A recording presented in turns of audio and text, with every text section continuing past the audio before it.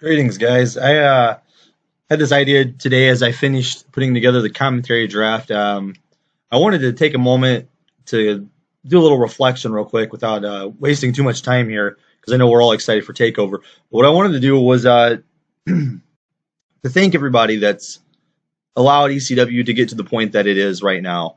And with that, I wanted to also just reflect a little bit. Takeover, I shared a tweet late last night, early this morning, depending on how you looked at it.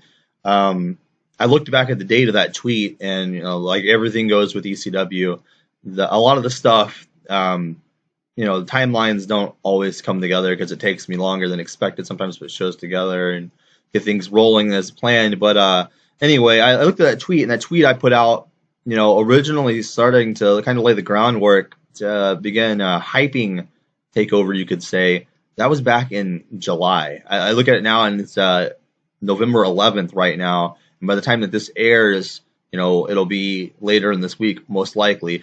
But anyway, I thought, wow, it's crazy that, Takeover could have been out, months ago. Of course, my injury happened and other things came about since then. But still, I look at it now, and I've talked about this a little bit to everybody exclusively in Messenger and things like that. But I think that it's one of those things that everything just kind of happens for a reason. Takeover was allowed to develop, and I put a lot of new ideas and a lot of new concepts into this show that you're going to see, and I think they are all going to pay off. I think everybody's going to really, really enjoy what you're going to see with this show. I think it's honestly the best ECW production that I've had to date. I had a couple little hiccups here, but everything's been remedied. So, I just want to say thank you if you are watching this live, or, if you can't watch it live, you're watching on YouTube, thank you as well.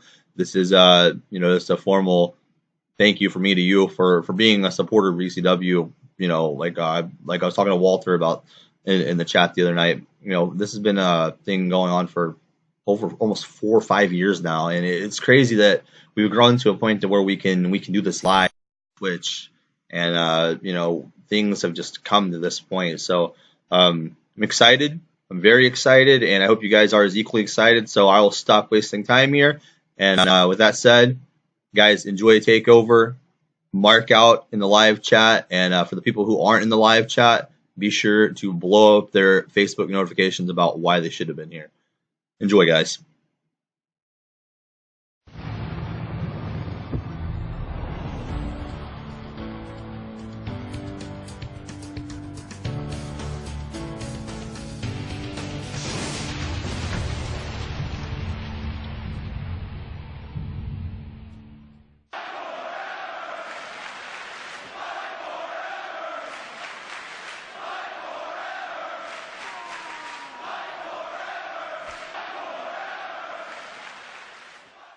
Oh, Anthony Adams. Tonight is it. It is the end of the end for you. No more time to be famous. It's all gone tonight. You see, there's no prelude to violence. It's only obscurity from here on out from you. And you see, Kansas City, so you want to call me an asshole? Don't worry. Tonight, I'll give you a reason to call me an asshole, because this is it. No more dealing with a criminal, putting him out of his misery. Playtime is over, Anthony, because let's face it, you can't beat me on the big stage when it matters the most. You see, I don't lose on the big stage. I don't lose at pay-per-views. I can't be beat when the lights shine bright. But you, on the other hand, as I said before, that light is dwindling. Because after tonight, I will still stand here as the NXT Forever Champion.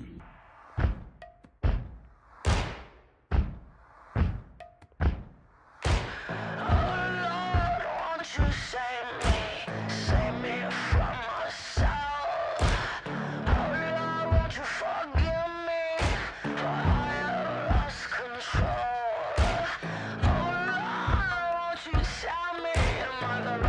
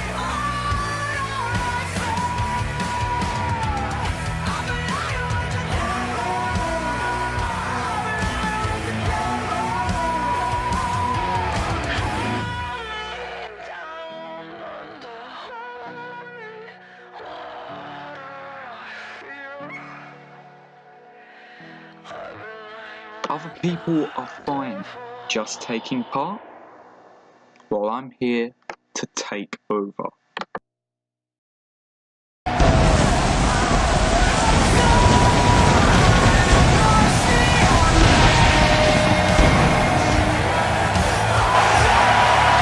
Ladies and gentlemen, we are live on the ECW Network. NXT Takeover Prelude to Violence is here live from the Sprint Center in Kansas City, Missouri. This is Brian Cole, joined as always next to me by Alec Kinney. We have got an absolutely phenomenal show lined up for you here tonight. Do not turn away, do not exit the room. We are getting started right off the bat here.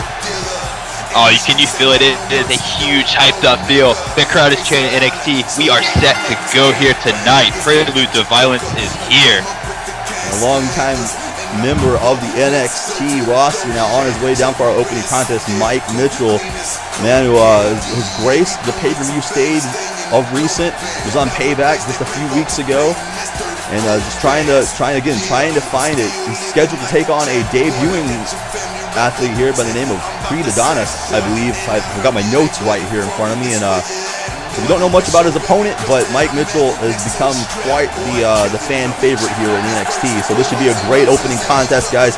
So much still yet to come here tonight. We're going to get to all of this as quickly as we can, but in the meantime, stay tuned.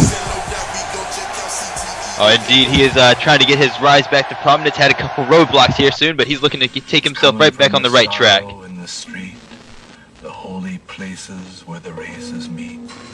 From the homicidal bitchin' that goes down in every kitchen to determine who will serve and who will eat. It's coming to America first, the cradle of the best and of the worst.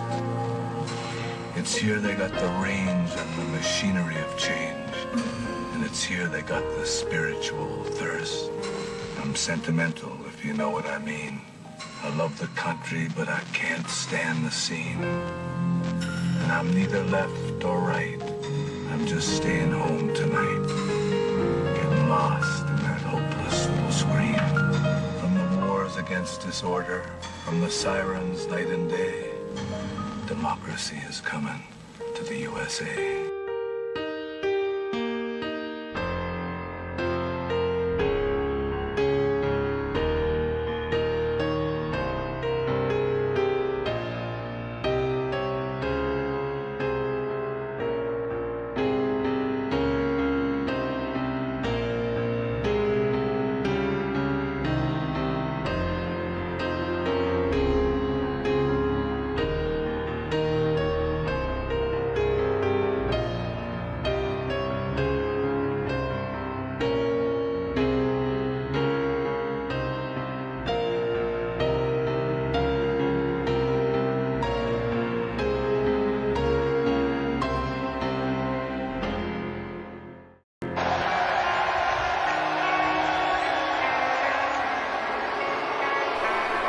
The lights have gone down here in the Sprint Center.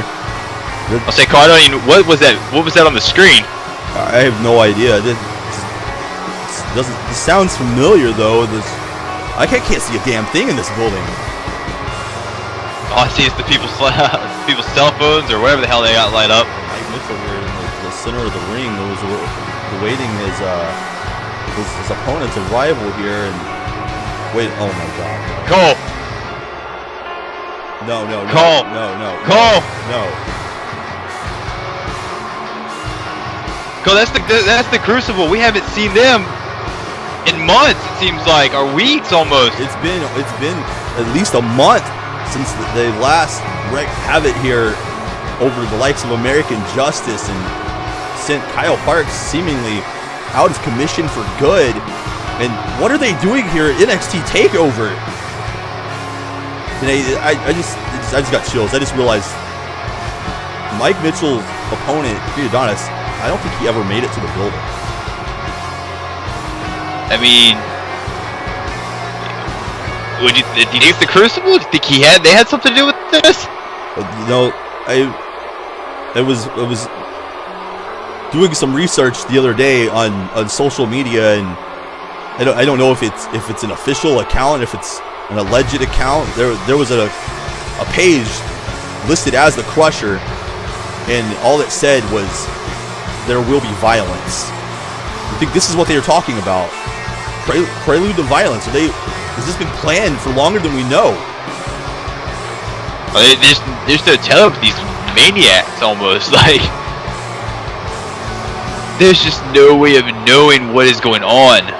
But they just come and go as they please. Now they're going into a brand here. They've attacked people on Raw. They've attacked people on SmackDown. And Mike Mitchell needs to get out of the building as soon as he can. This is not going to fare well for him. I don't even know why he's still in the ring. He's not seriously thinking about continuing this.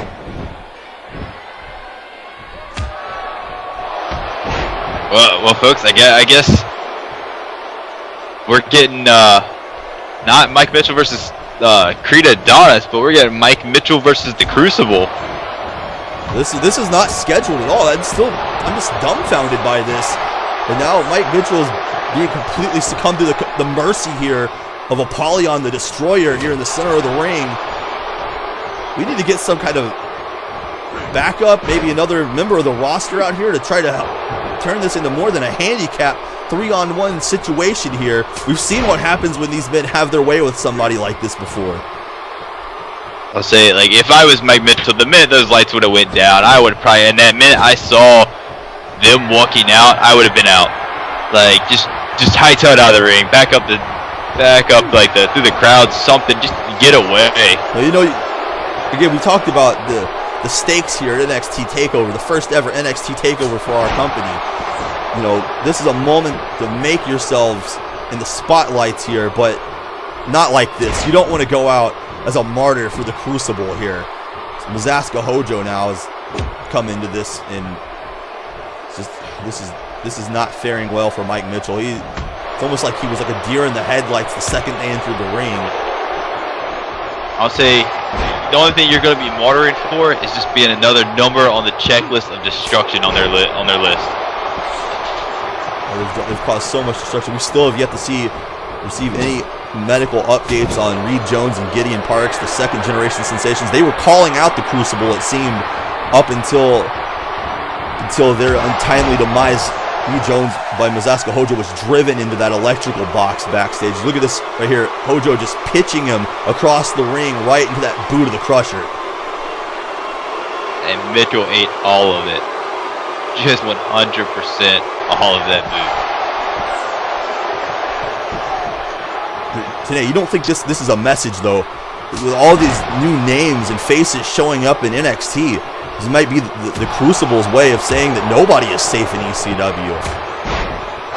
I mean, this is definitely what they're saying. They're saying, like you said, that they can literally go anywhere they please. It doesn't matter what brand it is, what show it is, that they are literally the force that drives and runs this place.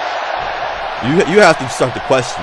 Maybe that's what this is. We've been questioning their motives. We've been questioning their methods for months now, like you said. But, you know, to take out the boss's only son in the center of the ring, take him out backstage, you know, just for calling their names seemingly.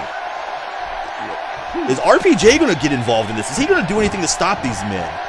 We know that he had that match at WrestleMania with Hojo, but it only seems to have furthered what the Crucible is able to accomplish here. I would say, like I said, like they were talking about going for RPJ and his past, righting his past wrongs almost. Like, that almost it was a karma coming back to him. And maybe, like you said, maybe this is part of what it is, that they're just going to, now that he has full control of the company, they're just basically like showing him that it doesn't matter that he has full control. They're the ones that are in control. You think that they're just showing up whenever? They're just here to watch ECW just burn to the ground around him. So they just tried to take the leg out of Mike Mitchell. There's no telling what kind of damage that did. Crossing the legs, stomping on the knee like that. All kinds of joint damage is possible there. And Mike Mitchell is just almost like a sacrificial lamb here. Oh, and he is just, Hojo is just pounding away on Mitchell. This is just eerie. This is just so fitting that at NXT Takeover, Mazaska Hojo, a former two-time NXT champion, would return here just to bring such destruction to this stage, to this event. I mean, it is Prelude to Violence, and you can't have violence without Hojo. Without the father of ultra-violence, as he calls himself. And look at this. Oh, just trapping him in the corner again. They're just taking turns on Mike Mitchell. Oh, my God. Oh! Oh, this barrage in the corner. And Mitchell just crumbles. Look at this. Hojo just teeing off on him, and then both of them from across the rings, the Crusher just looking on from outside of the ring here with pleasure on his face. Today, this is just sadistic. This is not at all how this program was supposed to open up here. I would say we were supposed to see almost a bout between an up-and-comer debuting and a veteran. I was expecting a pretty good match here, and not this. Just not a slaughter. Just a complete.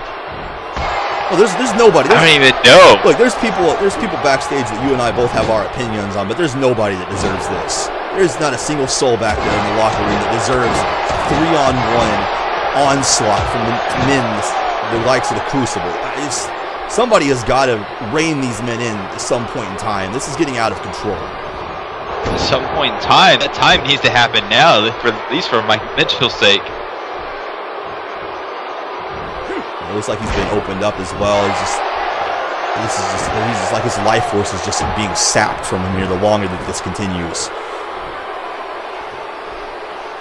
Oh my, it's just sickening. Just face first, just driven into the mat. Oh. Skull on skull impact from that headbutt. Look, he just barely pulled himself up to his feet here. Oh, no. Oh, there's a choke slam as well. Thunderous choke slam.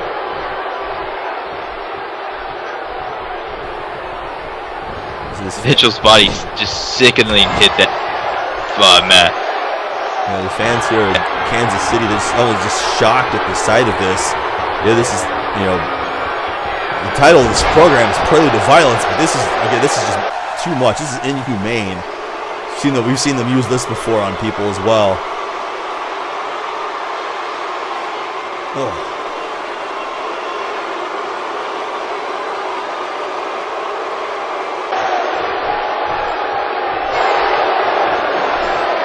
Back in, oh no. Oh, he's got one thing in mind. He's lighting up for that meat hook clothesline for the corner. Oh.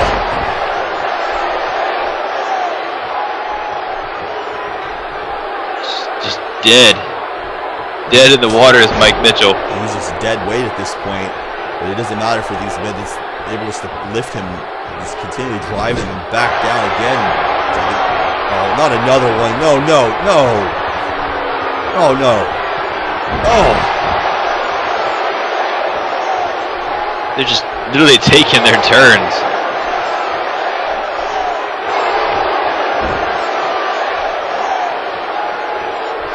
Crusher has him entranced here, just yelling at him to get to his feet. Oh! Oh!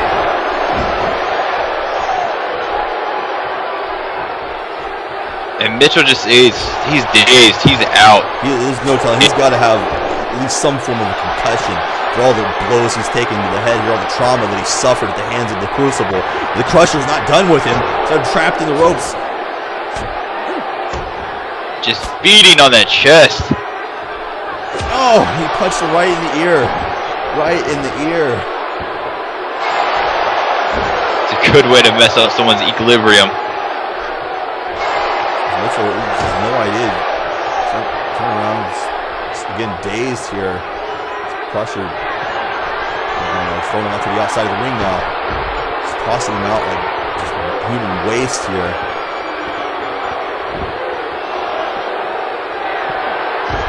Oh my God, no! There's no telling what kind of damage this is going to do. Oh! And at this point, all the damage Mitchell might have a broken back, broken disc, something, ribs. Well, there's absolutely, look at the way his body just went limp after he hit the ring apron there. And today, I think the message has been delivered here for the Crucible tonight.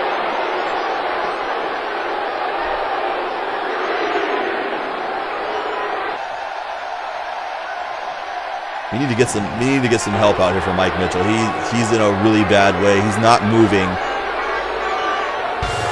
Take a look again here, folks. Again, this was not planned. This is supposed to be a singles match, and this young man, there's no telling what might be left of him. Massacred.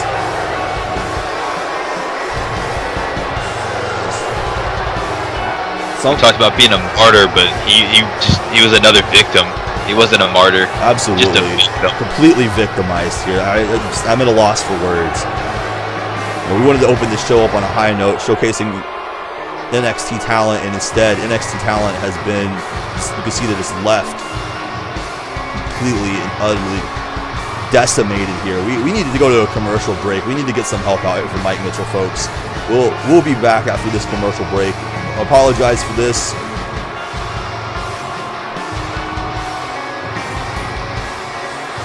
Almost the face of pure evil.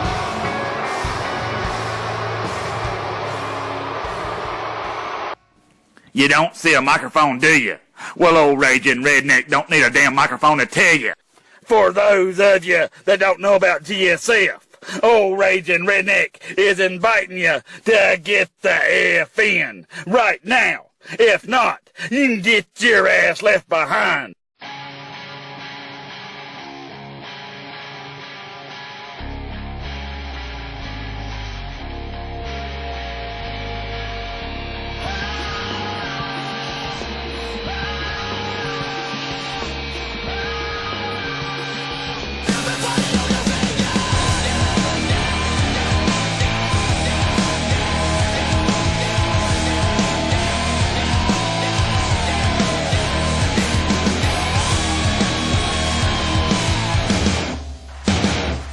Live now or walk away back to the wall cause you're so afraid. Die a little more each day. Oh, you're gonna get burned, knocked down for the count. You better dig deep for another round. Don't let it end this way. I wanna know now. Yeah, I wanna know now. I wanna know now. You gotta get into it.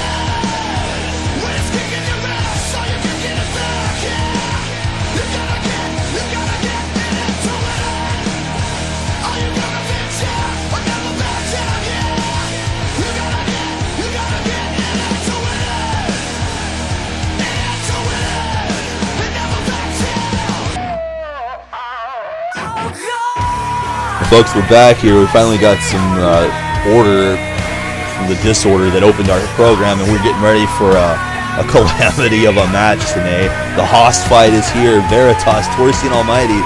These two have been at each other's throats of recent, and they're going to settle it right here at Takeover. I'll say the masses of humanity collide here, and that's coming up next. Oh yeah, folks, again, you're not going to want to turn away. This is going to be a spectacle that only an event the size of NXT Takeover can house. This is two runaway trains heading on a collision course for each other. Wait a second, it looks like the Ben Hopkins is here. He's in the building. The brand is alive and strong. Ben Hopkins has arrived. He knew that he was debuting tonight, and it looks like he's getting along well with everybody backstage. He's headed right to the boss's office here. You know, Ben Hopkins has been known to be a politic backstage. Well, I mean, I don't know if we'll go as far to say that, but like, let's face it, Ben Hopkins is a superstar here on NXT now.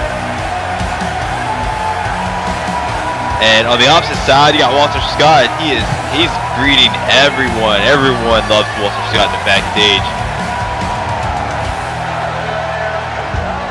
Oh, look what we have here. Walter and his opponent tonight having a little face-to-face for their match. Of course, that's still yet to come, folks. Like, everybody is in the building, but it's time for the Haas fight here, and see, we have the EMTs present on the scene. We might need more than one person taken out of here tonight in that ambulance. I'll say I don't even know if you can fit one of these two men in that ambulance. They might need to bring like a special payloader back here to bring one of them to if they cause that. Absolutely. You know, interestingly enough here today, this is Veritas' first appearance on pay-per-view here for ECW. So you know that he's got a lot of pressure riding into this. Of course, the last time that we saw Torjstein Almighty was back when he challenged for the Hardcore Championship in that 6-man ladder match at Fastlane. Of course, he was unsuccessful, but my God, I'll never forget the amount of damage that Torjstein Almighty suffered in that match.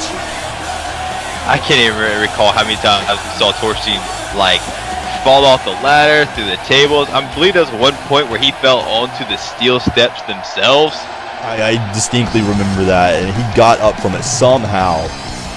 But this is not a ladder match. This is not a no DQ match. This is a one-on-one match between these two. And I have a feeling that this one's going to not take long for it to break down here. And so these two, they've been throwing fists at one another. They've been trying to best one another, trying to psych out one another just for weeks now, ever since Veritas got involved in that match where Torjstein just came unhinged on American Justice and just went out of his way to try to destroy both Jimmy John and Justice Gable. What's one of those things that this is, it's almost evolved into who's the bigger, better, I guess bigger man, if you will, in NXT. Yeah, it is in a way, because it was almost like Veritas came out that night on NXT to tell Torjstein to pick on somebody his own size, and we've seen the following that on SmackDown, Veritas felt the retaliation. Torjstein, wait a second, Torjstein not even waiting for an opening bell here. Oh, and just laying the fist in. But you talked about it breaking down soon and fast, and we're not even waiting for the opening bell, and we're going. Well, this is Torstein's style. This is his speed right here. Like you said, it's like a runaway train coming down the tracks at you. Look at, oh my God! I'm surprised it's that barricade, huge Irish whip. Yeah, I'm surprised the barricade didn't topple over there.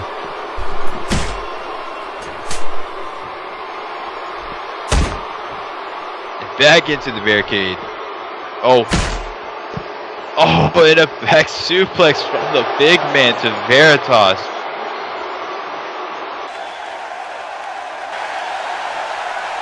Just look at this. The match breaks down. The bell hasn't even rung yet. And you see this again. Torjstein almost trying to take him out before the match ever began here. Just trying to almost cripple him, driving him back first into that barricade repeatedly. Oh, just a straight punt kick to the face there. Oh, Veritas. Open hand slap, and now just hammering at him here. Those center blocks, if you will, he's throwing.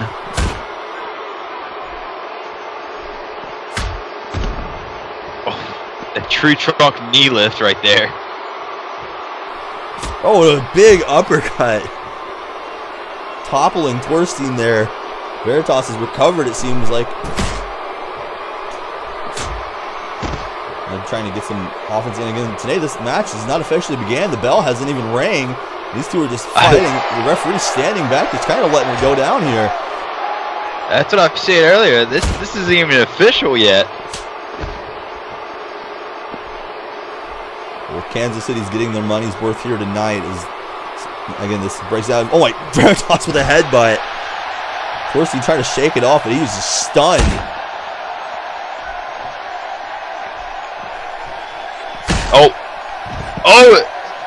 A return to sender, if you will. Oh, look at these manhandles. Torjstein here driving him back first in himself. I said Torjstein back body dropped him onto it, and now Veritas with a Yurnagi almost, if you will. Torjstein at the mercy of Veritas and not finding very much of it.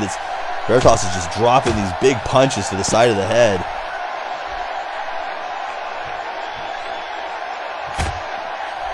Torjstein back up to his feet here. This is continuing just to throw haymakers at each other on the outside of the ring. Oh!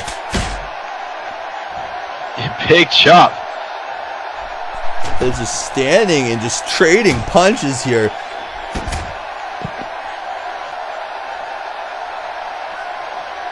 Oh, Veritas getting the upper hand again. Oh. Oh, no, wait. Oh, no. Oh. Oh, and again into the barricade. Oh, God. Veritas thought he had the upper hand there. Tried to use the apron. It turned around and just careening into that barricade back first. Careening into it. Torjstein was trying to, like, legit just throw him completely through it. And Torstein's not even letting him get a chance to get even in the ring. I think the referee was wanting to call this off, but Veritas back up to his feet here, and he's paying for it today, like you said. Torjstein might be looking to finish this man off here at Takeover. Oh, it's just hammering him down in the turnbuckle. Torjstein is seeing red at this point. Oh God, this is the stakes of NXT Takeover. We've talked about this for weeks, how it's all building up to this point, and we're just getting started here, folks. Torjstein here. Oh, Veritas is using the ropes to hold himself up. And oh my God! Oh, the hugest knee lift I've ever seen. Veritas went up and over the ropes. Oh, into the ring. They're right back outside the ring again. This time it's official. The bell has rung. The referee's counting now. I want to say these men don't have all day to spend out there now. They still have to abide by that 10 count. Today we've talked about at length here what a win will do for people on this stage. With a performance like what we're seeing right here, you got to think Torjstein Almighty might have his eyes on something like the Hardcore Championship coming off of this. I would say it's one of those things. This match, all these matches here, they have stuff at stake, and this is one of them. Oh my God!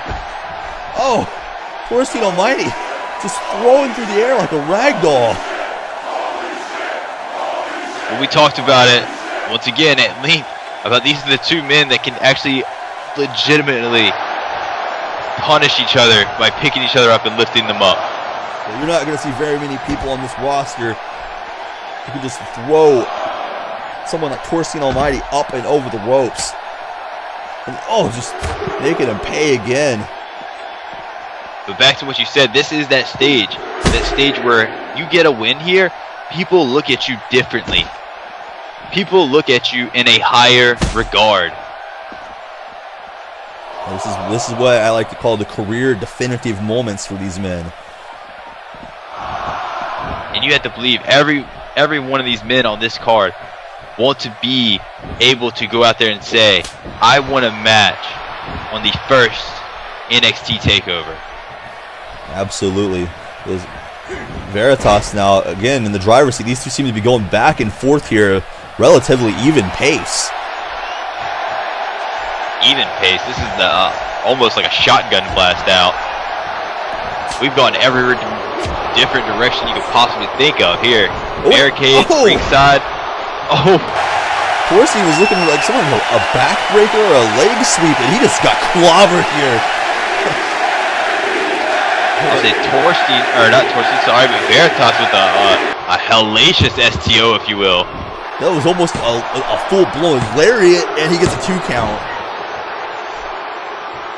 I think Torjstein is. I think he's concussed. I don't think he knows where he's at right now. Like, just caught off guard. That's the slowest we've seen him get back up to his feet yet. And Veritas looking to use some more big man power with gut buster there. Oh no! We've seen this from. Oh, we've seen this before. He might be looking to put the stamp on him here. Oh no! Oh, he missed it. Oh. I guess Torjstein talked to Pat Bastard, and Pat Bastard told him how bad that one hurts. There's an STO from Torjstein this time. Oh, looking to try to maybe submit him here using a knee. He's worked on that back using the barricade today. Now he's got a knee right firmly in the center of the spine. I'll say this isn't even like technical application at this point. This is just literally pure power. I'm gonna basically break your neck is what Torjstein is basically telling him. Well, we've seen the damage that Torjstein inflicted on Pat Bastard on SmackDown just a few nights ago. And now, again, this is, got to be the same thing. The message being delivered to Veritas that, hey, you come into my yard. You've tried to do this to me. Wait, Torjstein, the counter. It tosses him over. Oh, he was. I mean, Veritas was looking for that pump head or possibly into that gut buster again, and Torjstein said, "Not again, no more." You can see this too. You can see this match is wearing on both these men are slower to get to their feet. Man, those sides, it takes so much. Oh my God, the sidewalk slam on Veritas. You've got to be kidding me. I believe for a second we just saw almost a flying tree, if you will. It was like almost getting picked up by a tornado. He's calling for a choke slam early here. He might be able to finish him off if he connects with this today. He's got, oh no, Veritas clasping his hand. Oh, headbutts him down.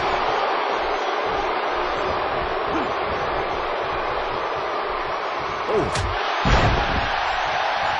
So continuing to go back and again, forth.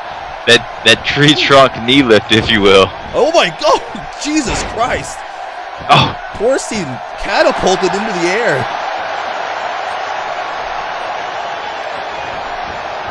Today, I think this is the one and only time we're going to see both of these men literally just taking to the air like this and against their own will. I'll say that's the key word right there, against their own will. Oh, there's another headbutt from Veritas. I'm going to graze Torjstein there in the side of the temple. Torjstein, he's got that war paint on. Oh my, there's a splash from Veritas. Steamrolled. Oh, he kicks out. With Torjstein just trying to roll out of harm's way what he has left inside of him there. Oh. He's answered, trying to slap him there again. Oh, there's that backbreaker he was looking for. Oh. Transversed it into a Russian leg sweep there too. A little bit of technical application there from Torjstein, excuse me. And then we just go right back to brutalization with those elbow drops. Oh, now these short uppercut hooks to the side of the jaw, and Veritas goes down. You have to wonder what's going through these guys' head. Like, this is the first time they probably ever experienced something like this, with just the sheer power and experiencing these first time, I guess, experiences of getting lifted in the air and falling down off the punches and stuff. Hey, both of these men have been in the ring with Anthony Adams before, but neither of them have been in the ring with one another. So it's got to be a whole nother experience for the both of them here. Oh, bell clap. Look, Veritas right back with a haymaker.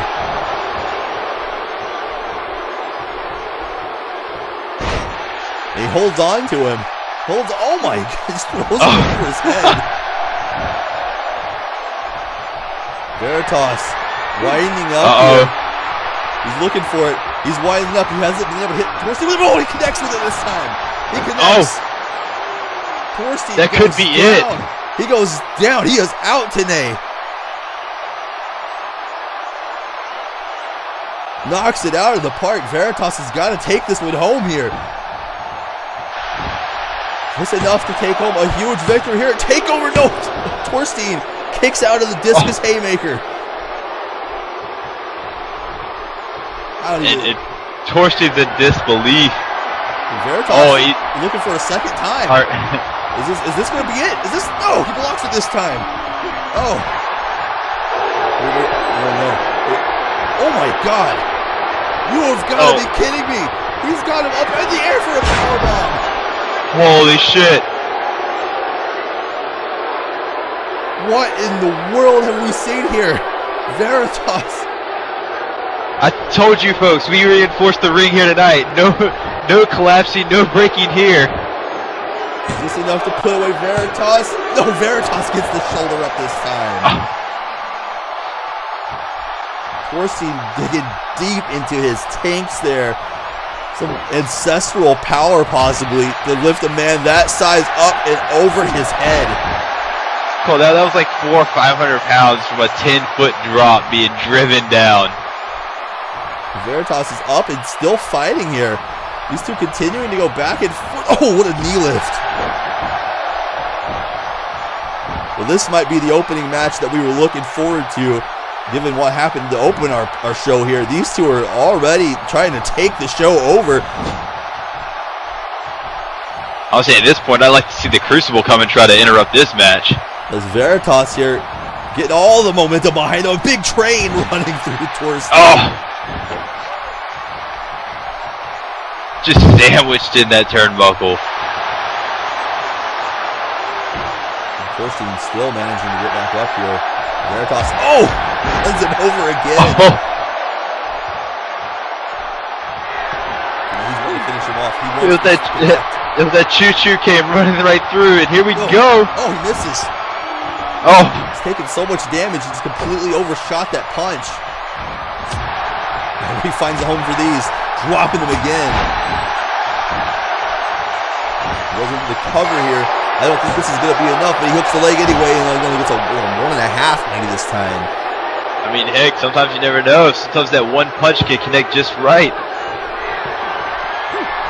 Oh, but he's calling for this one to connect. Oh, he wants this desperately now. He's trying to finish him off here. No. Oh, Torjstein rocking him. Oh, no, wait. Oh, he has him cold. The arm is over. Choke slam. An emphatic choke slam. Veritas is in the ropes. Oh. That could have been enough to finish this thing off. I hate to say it, that would have been it. Look at this, he knows. Veritas, he hit it hard. He's like a shark in the water here today. He smells blood in the water, going right to that lower back with those knees. He has been working on the back of Veritas this entire matchup. Into the ropes here. What's this? Oh! Drop toe hold from Torjstein. Didn't see that coming. Torjstein's pulling out, I guess the playing I guess watching tape and stuff like that. Who would have expected that drop toe hold? I think he caught all of Kansas City by surprise. Now look at this again. This brutalism here, driving the knees to the back again, almost to the kidney.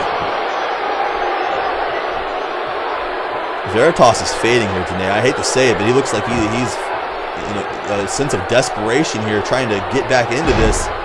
It's wrenching on the neck of Torjstein now. I'm having to slow things down to get this back in his favor. I mean, at this point, Torjstein is, like I said, he's just a man on a mission at this point. That back of Veritas, there's no way he is not feeling, I guess, cramps, pain, muscle spasms, all the damage that has been driven into that lower swole. It's immense. Look at this. Again, another knee lift, and Veritas crashing to the outside yet again. Again, this match continuing to wear on here. These men have been fighting for upwards of almost 20 minutes, it seems like. And I'm telling you that both men are moving so much slower, fatigued here, but Veritas seems like he's taking the worst of this from that sneak attack that opened the match up. And oh no, Torjstein again, targeting him again. I'll say, when's the last time you thought that you saw a Torjstein and a Veritas match go well past the 20-minute mark? Yeah, these two are not used to the deep waters like that. But again, his takeover is bringing his new side. Oh, there's that sledgehammer from Torjstein. And look, that took a lot out of him. He just almost collapsed after hitting that. Yeah, he may have just almost collapsed, but Veritas was surely knocked out. You see, he's just almost like he's defenseless at this point. Torjstein has to know that he has Veritas where he wants him. I still believe if he wouldn't have been in the ropes, that chokeslam would have been enough to finish the match. Oh, just turning it around on him now, just wrenching his neck. This is just almost sadistic, just torturing him at this point.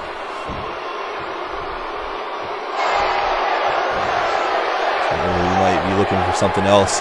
Just sizing him. Oh no, he's not going to try to deliver another one of those power bombs. Look, Veritas!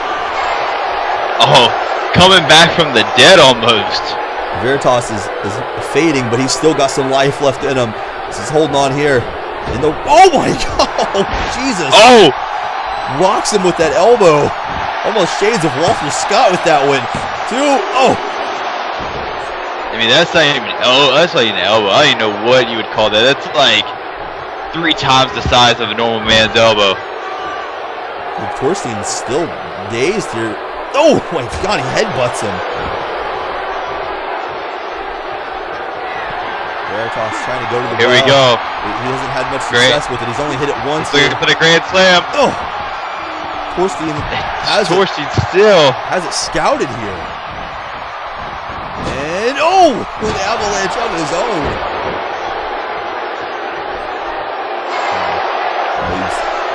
It looks like he's calling for the choke slam today. Calling for the choke slam. Wait, he fakes him out, hits him with the hammer instead.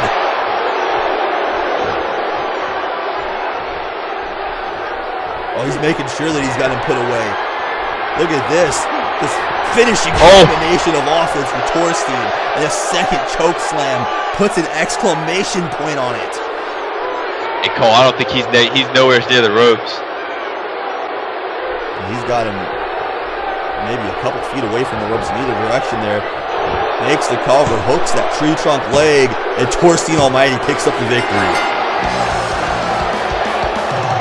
Torjstein with the momentum. Torjstein has been a pretty steady competitor here since his debut last year in NXT. But I have to say that this has got to be the biggest win for this man to date. I would say, you talked about it. It's a possible shot. Look at it being considered a hardcore title contender.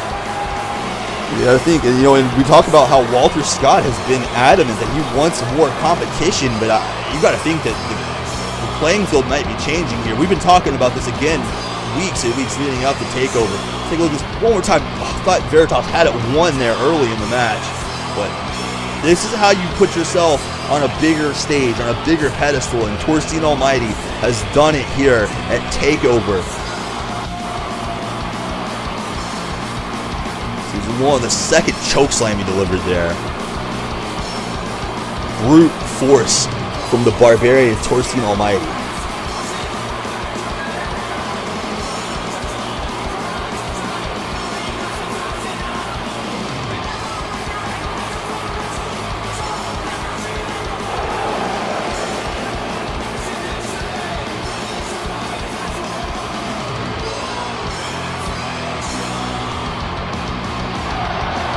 Boy, today he's not done with Veritas. He's going outside the ring here. What more can you do? This is what not our table. We brought out the second commentary table here for our international broadcast team, and I guess Torjstein Almighty wants to christen it here tonight. I mean, I guess it's not our table yet, Cole. Though there's still plenty of show left to go, but hopefully he's far enough away that he can hear you say that. Veritas throwing him right into the ring steps again. Can't even defend himself here. So Torjstein, I think this was Torstein's objective here. He wanted to make sure that Veritas suffered for getting involved in his personal affairs.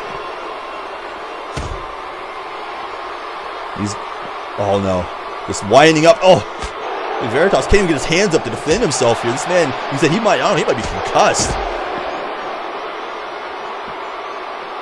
Suffered a lot of damage to the lower back, and I think Torjstein might have one more choke slam up that sleeve for him. Well, he definitely has an idea in mind with bad will intentions coming for him. The referee trying to call this off, but Torjstein Almighty is incensed. He is furious here. He just repeatedly just punching him over and over again. He's just opened him up. Wait a second. What is this? Torjstein's into the ring. Veritas is being helped off to the side here. But Crayne, who is that? There's somebody up on the stage. Who is that? God, I have no idea. Something. I'm trying to make out his shirt here through the mist and the lights. I would recognize that face. You've got to be kidding me. That's Torjstein Almighty's former partner. Dallas Chandler is back at ECW. What? Torjstein Almighty turned on him and put him through the announce table several months ago, right before WrestleMania. Are you kidding me? Oh my God. Dallas Chandler going right for Torjstein Almighty. Ever thought that you would have seen this? Everything is coming full circle here today. What in the world is going on? He's wearing an NXT shirt here. The fans are reacting to this. Torjstein Almighty is getting his just due here. Apparently, everyone heard NXT was having their own pay-per-view and they wanted to be a part of it. Even people that were out. Today, you have to think the last time that we saw these two, other than the tag team match, where the last time we saw Dallas was Fastlane. They were both in that ladder match. Oh, I think Power slam. Dallas looks great. I have not seen him since his last appearance on SmackDown, teaming with Torjstein Almighty, but I have to say, he looks like he's in great shape here after what he went through that night. And he's got one thing on his mind, and that is vengeance here. Oh, he looks like he's all out to just put out. Oh my God! Here, holy shit! A massacring clothesline. Torjstein is at the full disposal, the full brunt of Dallas Chandler's rage here tonight at the NXT Takeover. And Dallas is here sending a message to the NXT roster, to the NXT fans. He is back and he means business. There's like that table. Oh no, today that table's still deconstructed next to us.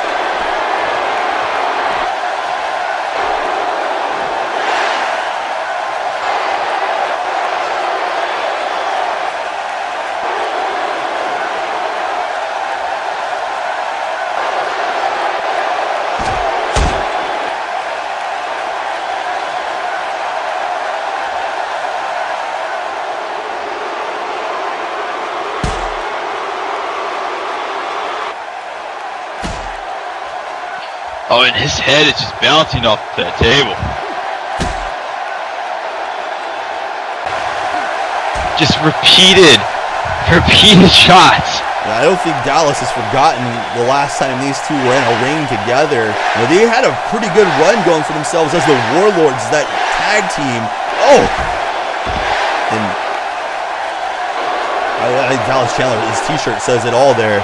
I think he's out to kill Torjstein Almighty here tonight. Oh. Oh, here we go. No. Got him up. Oh, he's got him up. He's got it. Oh no, he's got him up on the table here today. Oh my, no. Oh my God, no. Oh my God. Oh.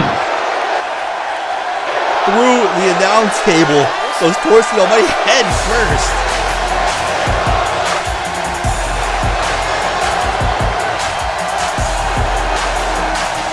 Welcome back, Dallas Chandler. Ladies and gentlemen, we are getting prepared for one of our showcase matches here tonight. And today, looks like our polls that went up said this is the most anticipated match of the night, believe it or not. Oh, and also in those polls, by a landslide, they have Eric Silva going in and coming out victorious in this cage match. Well, it's a long wait, retribution, you could say, here for Eric Silva. He's been waiting to get Bobby Mitchell one-on-one like this for so long. Eric is focused here. He's got one thing on his mind, especially following what happened in that main event on SmackDown. We saw Bobby Mitchell getting involved in that world-class main event, getting his hands dirty, doing the bidding of Matt Black. I just can't believe that still happened. It's one of those things, man, when you have a common enemy, it's surprising the alliances that you'll form. Look at Bobby Mitchell seeking out RPJ himself here tonight, saying, look, I deserve a shot, it sounds like. Well, RPJ looks like he told him, hey, you know, you go out there and win tonight, and you might have your name on the list for a future shot. And we're going to cut get to the part of the show that's finally Lewis Rivers backstage, folks. The part when the face of First Class makes his triumphant return back to Kansas City, Missouri. He takes over the social media launch for NXT Takeover, Prelude to Violence, and he humbles and blesses you with his presence. Now, some of you may be new to this, but let me refresh your memory, just in case you forgot. I am a former NXT alum. My name is the face of First Class, Lewis Rivers. You may remember me as the man who in mere months became the most hated individual in all of ECW on the main roster, or NXT. Some of you found that I have no qualities whatsoever that can distinguish me from anybody else that make me likable, which in this particular case I am fine with, because if you hate me for who I am, I'd rather be hated for the true and the realist I am than pandering to each and every one of you to make me something that I'm not. You may also remember me as the man who not only took our former NXT champion Dick Nicholas to the limit all last season, but also the man who ended Dick Nicholas's career at WrestleMania 2. And I will say this wholeheartedly because we all know it's true. I am the man, I am the reason why Matt Black is still your NXT champion. Hell, I am the reason why he was the NXT champion to begin with. If you don't believe me, just think about it like this. Had it not been for me attacking Dick Nicholas and making my venture into WrestleMania 2 a personal one instead of a business one, you may be looking at your new NXT champion right now and it wouldn't be Matt Black. I can assure you of that. And then let's fast forward to the Slammies. Do you really think I just want the championship all by myself? Do you really think that winning that championship was going to be of value to me? Granted, it would have been a moral victory for NXT because they knew that the prestige that I carry and putting it onto that championship would elevate NXT to the top. But I digress, and we all know what happened. If you didn't, just go back and watch it. I'm pretty sure you can find it somewhere. Anyway, I am also the man who is currently in position to become one half of the new ECW Tag Team Champions once Extreme Rules rolls around and we figure out who the hell is going to try and take out the money game. But that's not the reason why I'm here. The reason I'm here is to answer all of your questions.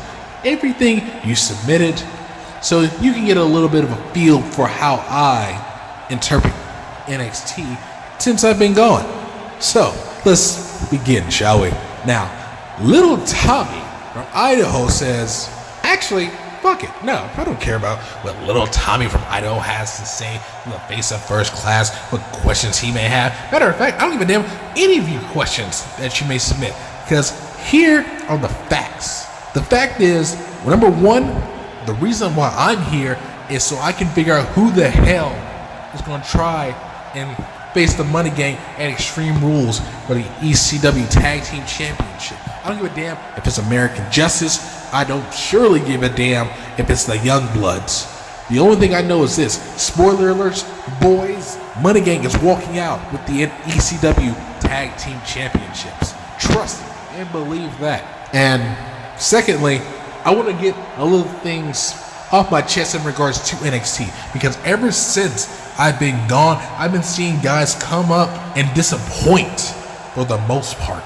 You have guys like Bobby Mitchell, Eric Silva, Marcus Grant, Mike Mitchell. The list goes on and on. None of these men impress me. None of these guys that's coming up here impresses me trying to make a name for themselves. Hell, it's going to be hard to top what I did when I ended Dick Nicholas's career at WrestleMania. The only way you can top that is just by winning a championship. But hell, are you really going to make that much of a lasting impression for us to really give a damn about any of you becoming a champion in the near future? Now, I don't understand what it is about NXT because of the fact that ever since I've been gone, you've all become bitches for the most part. I'll say it wholeheartedly.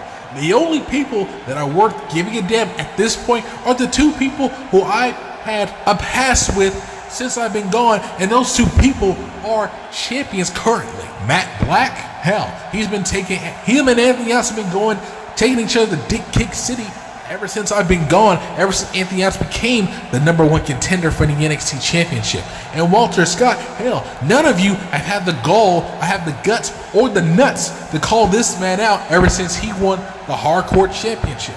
Now, you tell me what's wrong with that picture. Are you really all that dense to not step up your game, try to prove and make a point here? Because as far as I'm concerned, every time I watch NXT, it's nothing but a major piss break. That's all it is. And I'll tell you like it is. NXT has failed to impress ever since I've been gone. Hell, if you look back at that group of people people that helped NXT when it revived last season, you take a look at guys like myself.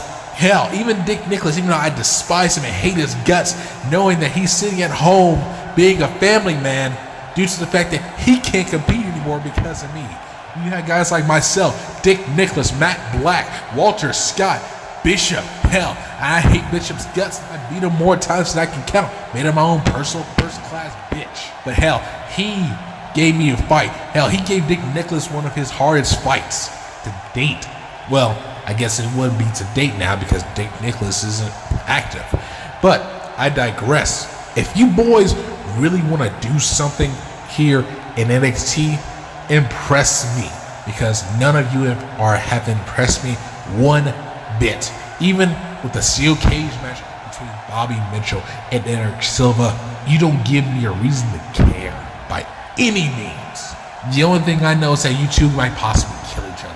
That brings joy to me, because that lessens the amount of stupidity, of this orgy of stupidity that NXT has become. It's just become a cesspool of stupid. But my point is this: NXT better step its game up, and if I ever come back down here, when I win the ECW Tag Team Championships and have to defend against you nobodies, I really hope you all grab your nuts and start doing some big things. Because as of right now, nobody has impressed me that's come up here that's new to this whole thing. Hell, Anthony Adams, Matt Black, and Walter Scott, those are really the only guys that have stood out. And it's bad because of the fact that two of them were here when I was first here. And Anthony Adams is the only one that's worth giving a damn about, so any of you new guys have come up. So you may not like what I have to say, but you damn well better listen, because I speak nothing but the truth. I am the face of First Class. I am a man who you should all be trying to follow in the steps in, because whether I make the right decisions or not is not up for you to decide. It's up for me to live it. And not only that, I don't have any regrets for what I did when I was down here in NXT. Whether I threatened to slap Dick Nicholas when he was on his honeymoon, whether it was dropping him on his head, whether it was making Brandon Wolf tap like a little bitch, whether it was ruining the main event, one of the main events of Fastlane last year between Brandon Wolf and Dick Nicholas, I have no regrets whatsoever. So you all better do something to make sure you have no regrets for as well, and live with your careers, because of right now, there's nothing impressive about any of you. Now, Bobby, let me tell you, you may feel like the better competitor, but when it comes to having heart, determination, and ambition, that is my name. I feel like in between the two of us, I'm the better competitor, and I'm going to show it in the ring when I make my debut.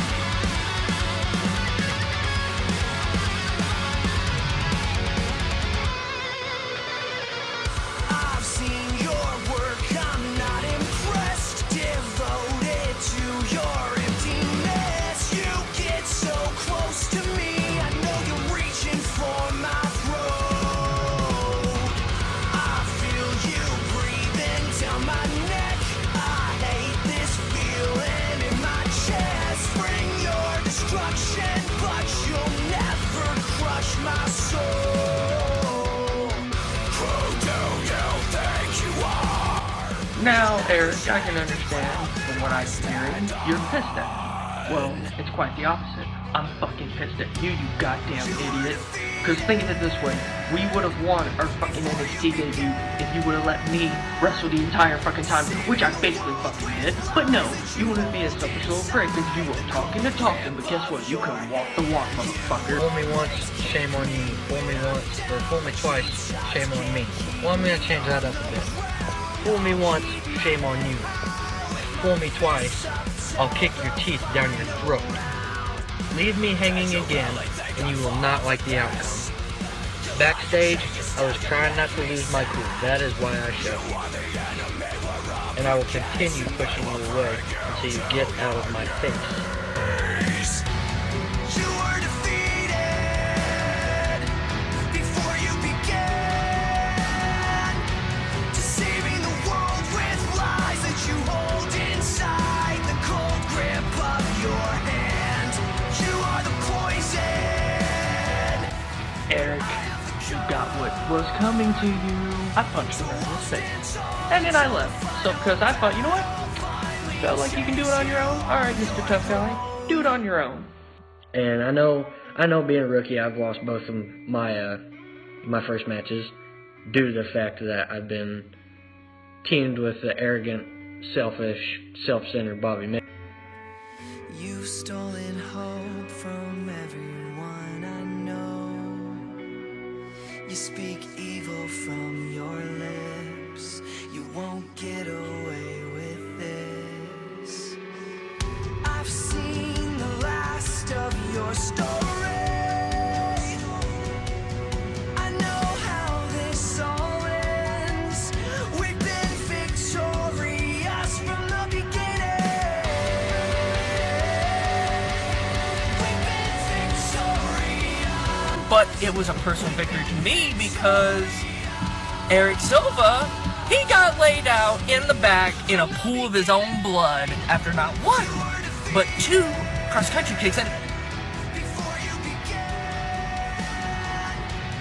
I'm not really focused on anything else. Just the fact that I get to be locked inside a cage with you. 2 men walk in, 1 man walks out.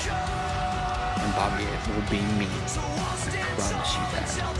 So until then, stay sharp and on your toes.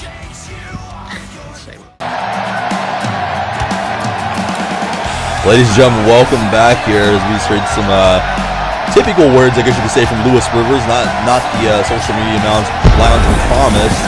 But I digress from that point. It is now time for, again, one of our featured matches here that everybody is looking forward to, as Bobby Mitchell is coming out to the ring here, and he looks like he's dressed for the occasion tonight. I would say, looking a little bit on the shiny festive side here, getting a big match feel here. Bobby has been one who has been talking at length about how excited he is to do some rather inhumane things to Eric Silva in this match, but you know, I think that Eric Silva is coming out tonight who's looking to match Bobby Mitchell and the animosity and the aggression that we're going to see. And we've seen some pretty nasty cage matches in the course of ECW's history. I keep going back in my mind to the Judge versus Mike Giacchino at TLC 2. And who knows, we might see these two men just raise the bar to a whole new level here. And they've been on top of trying to raise the bar since the minute they stepped in foot in ECW, and continuously have been at each other's throats. And this is only that culmination of month and almost a month and more of just pure, I guess, hatred at this point for each other. Wait, so walking through the fog here, looks like a blast from the past here. Hey, I don't know if you heard that as Bobby Mitchell was on his way to the ring. I could have sworn I heard these fans calling out to him saying, "How you doing?" That was a reception here for Eric Silva. This hometown crowd has come to life. It doesn't even look like Eric Silva. Looks like a diamond from the past, or another life almost. You talk about being dressed to take over. This man's dressed to kill here. We told Bobby, just say when.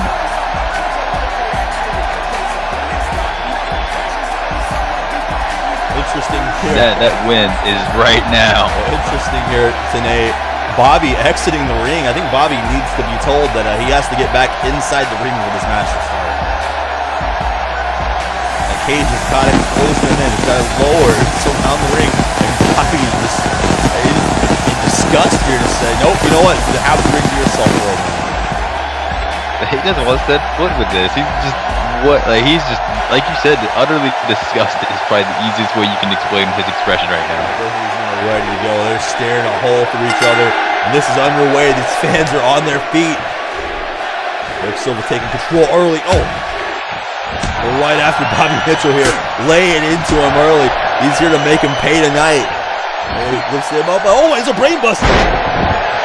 Holy cow. The brain buster, the signature of Bobby Mitchell, and Eric Silva he's holding no bars here.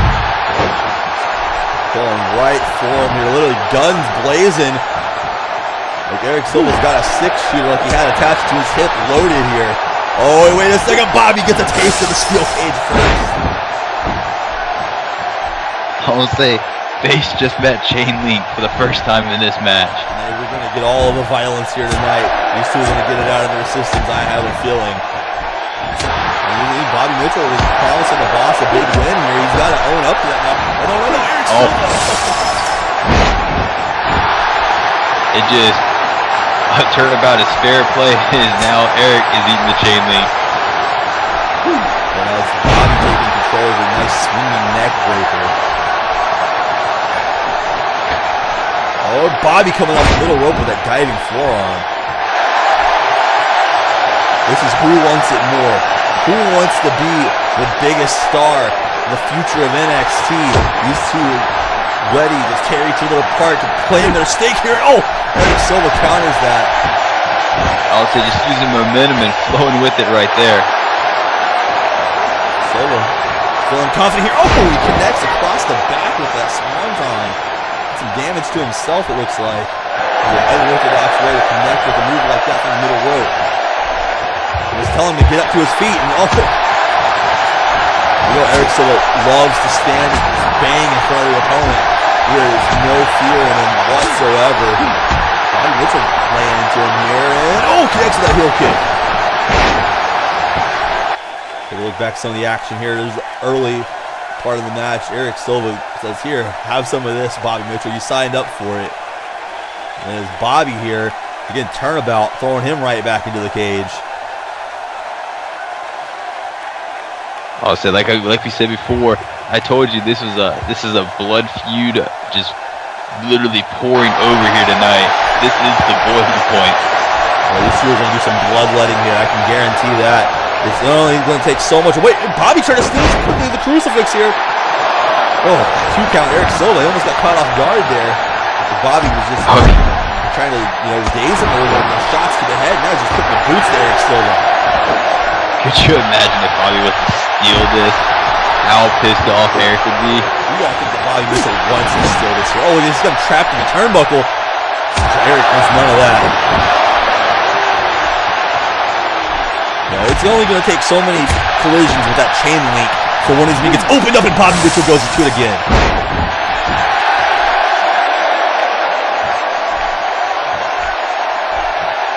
Silva now. Oh, snap DDT. Look at this, he's just screaming at Bobby to get back up to his feet. It is only fitting that we talk about this being NXT's first takeover, and we're here with possibly the rivalry of the last month of NXT that is taking over NXT to a whole new level. And this is... He was trying to pin him there, a nonchalant pin with the knee across the neck. You're right, these two have literally taken center stage here. Oh!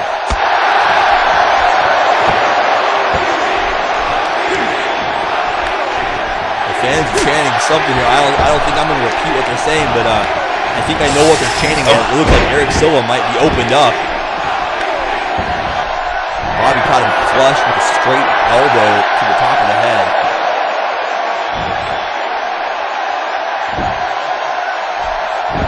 This is what the fans paid to see here tonight. Prelude to violence. They want to see blood. They want to see lots of it, and they're going to get it in this match. It's guaranteed. Bobby perched on the top rope. Oh, he caught him with a neck breaker from the top. I'll say big time neck breaker. Almost halfway across the ring with that. Floating through the air and dropping Eric Silva on the back of his head. You got to think he's setting up for something big. Hits the leg though. Oh, there's this. He set up for that brainbuster super kick. You know exactly what he's going for. Eric Silva getting up to his feet, saying that's all you got. And he kicks him back into the ropes again, and Eric Silva throws him into the cage again. This is what Eric Silva has been waiting for. He said been waiting for over a month, almost 2 months here. Connects perfect with that swanton. Goes into cover here, and only a 2 count. Bobby able to kick out. He didn't hook the leg, didn't get enough shoulder pressure there now. Bobby Mitchell able to kick out. Eric Silva not letting his foot off the gas pedal though. Shining Wizard connects. No, you're right. This is literally 2 months worth of frustration that Eric is going to let out and pour into this match. Oh, he's going to look familiar. Another Shining Wizard just trying to kick the head off of Bobby Mitchell. Oh, you're right. Eric Silva said himself, he lost his first couple of matches after he debuted. Bobby Mitchell blamed the first loss on Eric Silva. In fact, it was Bobby Mitchell who cost him the first match. Eric Silva said, he would have had a better start if it wouldn't have been for the arrogance of Bobby Mitchell. Bobby picking him up here. Oh, just working on the leg, just kicking him in the fire repeatedly. Oh, he's going back to another neck breaker here. And just like you said, just applying that damage more and more on that neck and head area. Oh, there's a knee to the back of the head. He knows that he's got Eric Silva where he wants him. He's got him busted wide open here. And he's just playing with him, just taking his time. Bobby going for his pin. He's going to trap that pin again.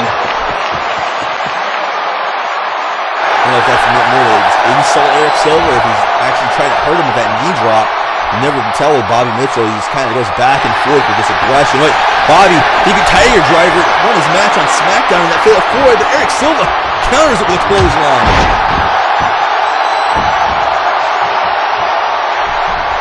Eric Silva in front of him, drops him again. Another standing complete shot. Oh, he's getting fired up again. Look at this. Just not laying off of Bobby. Just saying, come on, kid, bring it on. Show me what you got here. Another Shining Wizard. He's laying the knees in repeatedly. He might be setting up for that revolver. Bobby kicking out.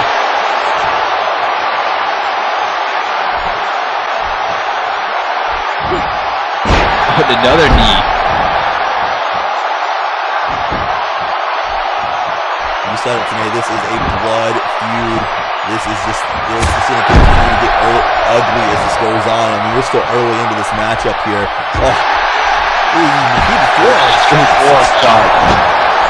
Oh, he's got him in the corner now.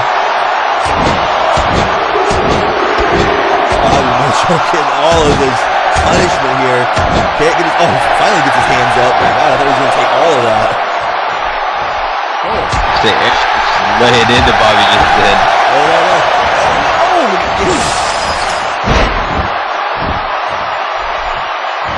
That cut on Silva is getting worse and worse every time he gets thrown into that fence.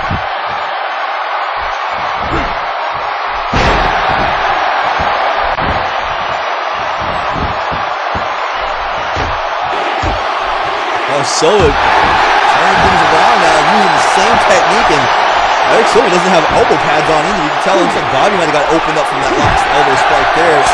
Fans coming alive again here. I would say that there's no pad on Silva's elbow. It's just, that's just pure the motion to the face right there. Silva stunning him up, going up to the second rope here, floats over, sunset flip.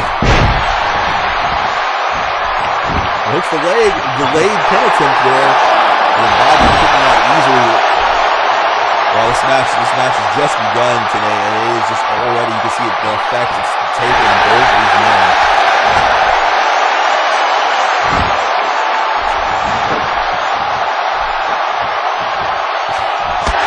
Elbows here in the center of the ring. Oh, that one knocked Bobby. He hit him another one. I'll say Bobby's stunned now. Eric Silva got him in the corner again. More fist raining down. Gonna open that cut up some more. Oh, that's what he wants. He wants to make Bobby suffer here. Oh my God. Eric's looking for something. Oh, he's got it locked. He's got it locked and loaded. It's the revolver. He connects with it. Oh, the 6-shooter's out. He's got to make the cover here. He might have him put away if he gets the cover on this one. Bobby Mitchell's dazed.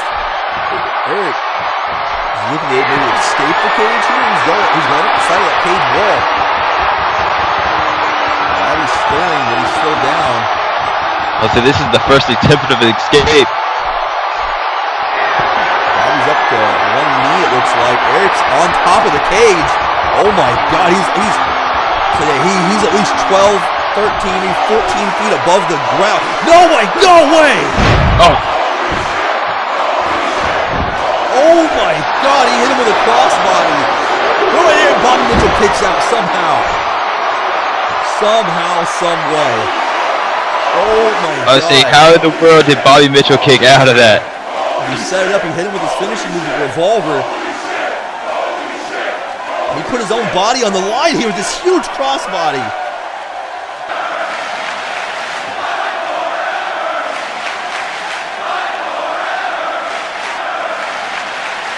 I can't believe it. This is incredible. The lengths that Eric Silva is willing to go to try to win this match. Should have known that Eric Silva wasn't planning on escaping. He wasn't going to take the coward's way out. He wants to pin Bobby Mitchell. Look, he just rocked Bobby with that elbow, but he can barely stand himself. He might have hurt himself coming off the top of the cage. When you jump 10, 15 feet off the cage, it's not going to come with that its own effects to your body. It's well known, it's been well documented that owner Ryan Paul Jones, an injury that he suffered early on in his career, taking a really nasty fall off a ladder. He broke his leg actually, so a career-threatening injury that he rebounded from somehow. Now Eric Silva just throwing all caution to win here. Bobby Mitchell though is taking advantage of this. He's going back and forth, just throwing punches again. I mean, that just tells you how much it meant for Bobby Mitchell that he's not going to let Eric Silva beat him in this cage match. Bobby got rolled up and he kicks out again. Eric Silva trying to roll up that time. Oh, another elbow. That one was cutting behind the ear, rocking him. Eric just teeing off on him in the corner again. This is going to be here. Oh, caught the foot. Oh, a steamroller clothesline.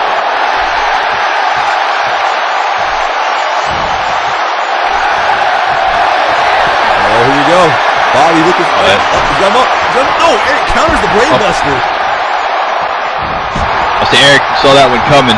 Well scouted. Oh, and I mentioned Roku driver connects to the center of the ring. And today, look at the blood just coming out of Bobby Mitchell's face. He is busted. He's ate so many elbows. You gotta think too, all the damage that Bobby took in that fatal 4-way on SmackDown is just compounded here. He put a lot on the line with his outlaw stomp. The moonsault outlaw stomp connects. So we haven't seen him use that variety of it in a while. In a long while, and pulling out all of the stops here. Eric taking all of his energy to make the cover here. Is this enough to put that's it? No. Oh, Bobby got the shoulder up just barely there. Oh. Eric Silva knows he can't lay it off of him, though. He can't let Bobby Mitchell recover at this point in the match. Well, this is the tenacity of Bobby taking the dive off the top and then taking the revolver, now taking the outlaw stop and kicking out. The man is determined to not let Eric win.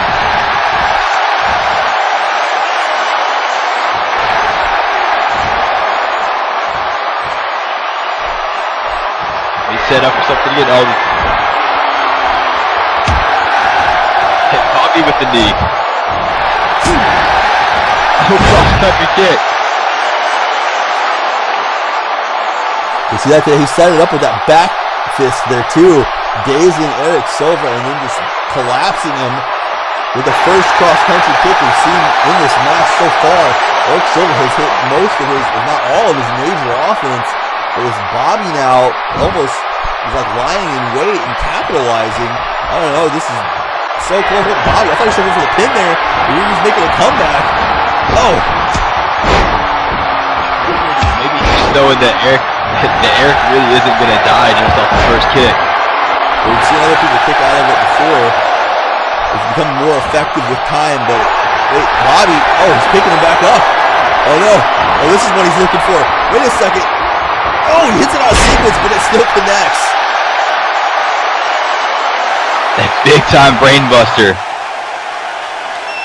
Here, this is what set all of this up. Eric Silva was looking for another revolver. Bobby counters. Bam, hits him with a cross-country kick. Fires off this combination of offense here. I don't know who's going to win this thing. These two are so evenly contested to this point. They're both just bleeding profusely for their own cause here.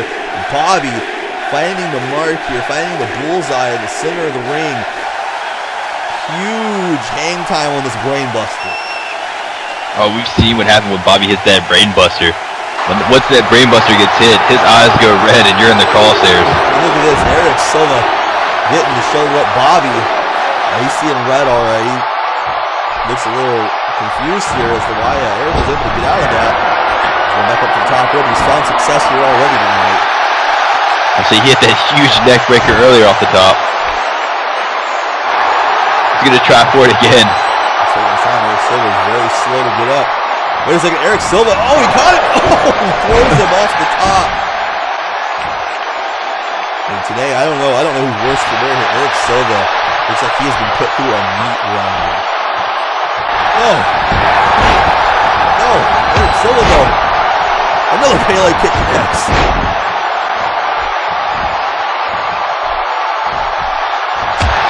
They both are just complete messes of each other.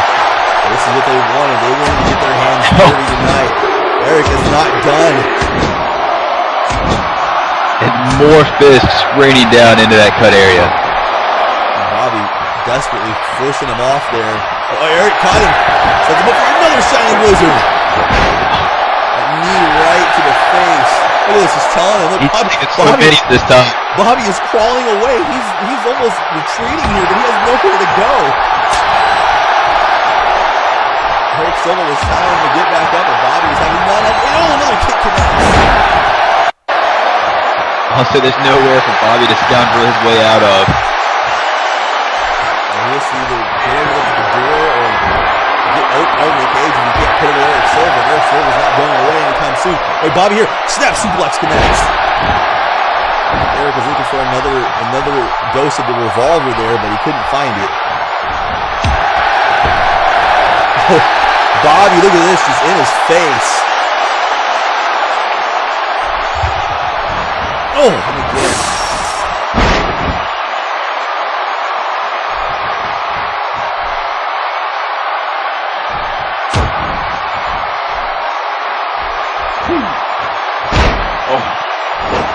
Just a gut buster.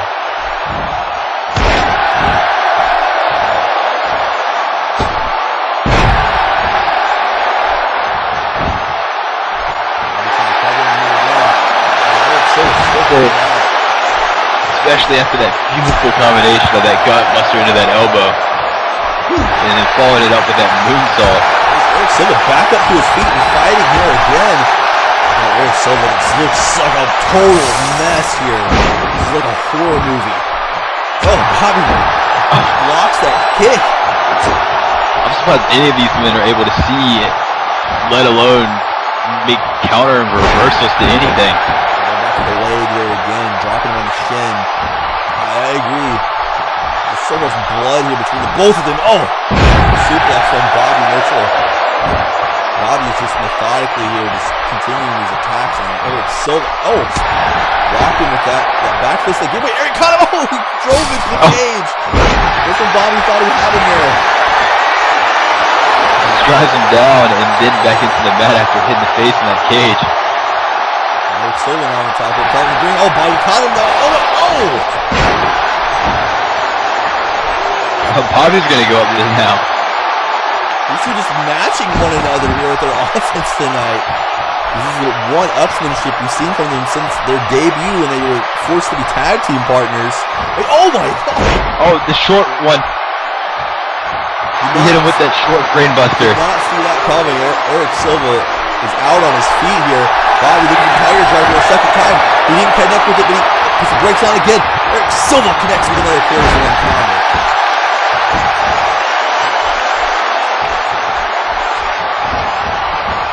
Oh, there's that running chop to the chest.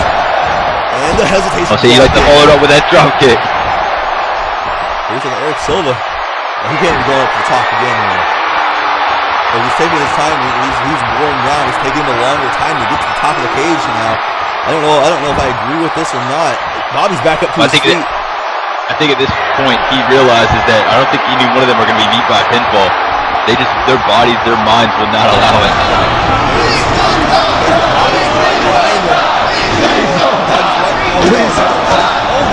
No! Oh. Bobby pulls him back in. But this time Bobby wasn't there to break his fall. Eric Silva just landed flat on his back. Look at this. Oh, the impact. That might be it for Eric Silva. That might have been one risk too many. Bobby tries to make the cover here, put him away. Just enough to finish him off. Oh, Eric Silva barely kicking out. It was almost like he has very little life force left in him, and it's a jawbreaker there.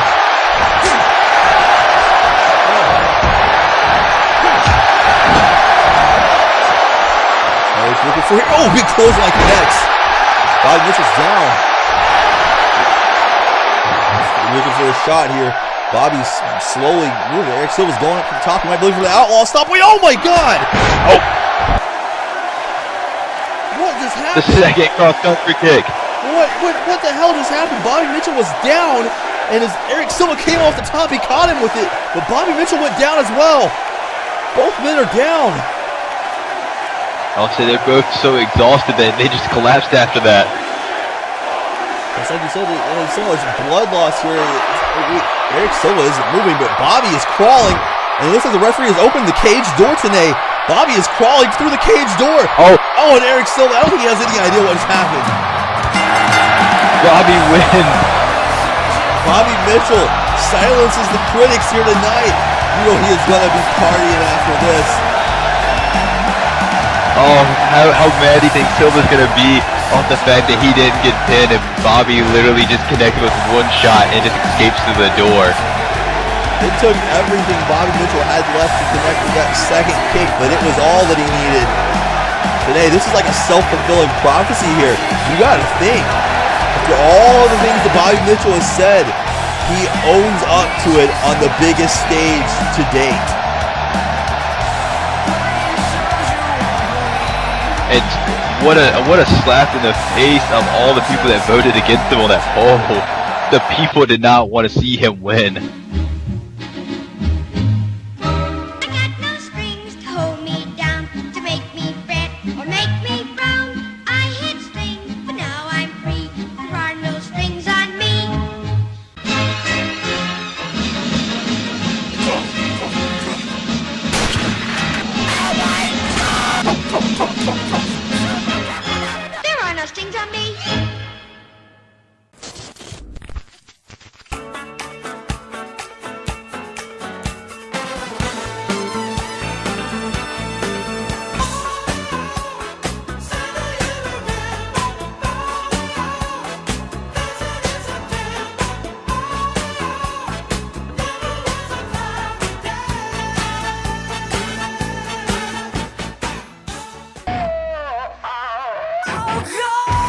Ladies and gentlemen, welcome back. Up next, we have our first championship match of the evening. The Forever Yungbloodz putting on the ECW Tag Team Championship on the line against American Justice. I'll say we're still reeling from that cage match, that monumental cage match, and yet here we go right into the first championship match of the night. Absolutely. Big implications here. Some people may be wondering, this is ECW alumni, NXT alumni, excuse me. Can you feel it? That's a question, people. Can you feel it? How about you, Hopkins? Can you feel it? See, that feeling that you feel in the air is called change. It's a little thing called change. And not for the reason you might think. See, tonight is NXT's first ever takeover brand event.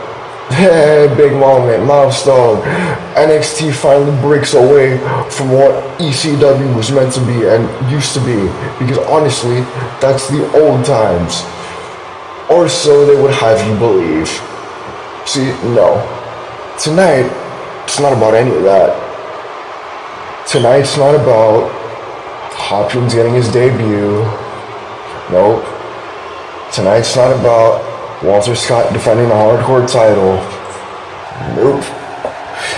It's tonight about Matt Black and Anthony Adams in the main event for the NXT title? No, wrong again. See, tonight is the start of something much, much bigger than that. Tonight is the night that everything is finally put in motion. Tonight is the day that all the pieces get put in place so that we can take over. Ooh, big catchphrase moment. No. See, before all this stuff started, before Hopkins is trying to be cute and so he's not about taking part, he's here to take over. I said that long before it was even ever a marketing ploy. Thank you very much, Mr. Cotton Shirt. See, I am not here for marketing. I'm not here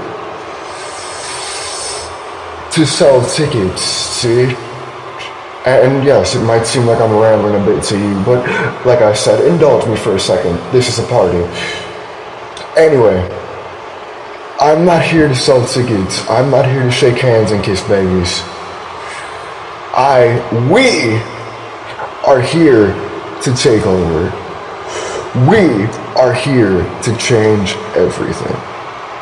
And we have been waiting.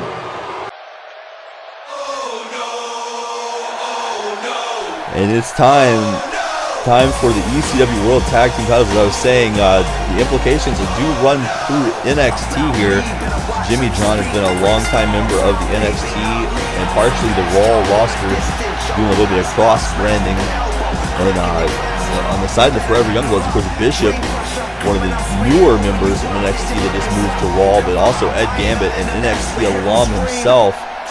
We were interrupted there by some words by Asher Crayne, who we'll see in action following this match.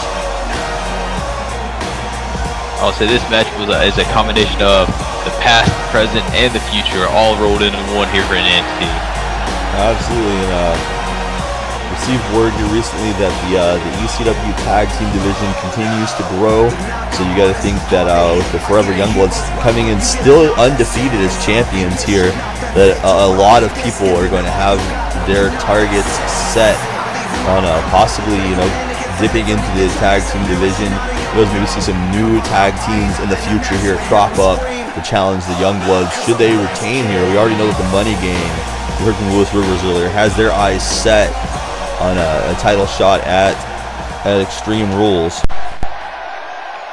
Oh, indeed, it is one of those things where NXT is ever evolving, adding more superstars, continuously going. So adding new tag teams is only just a step of that process.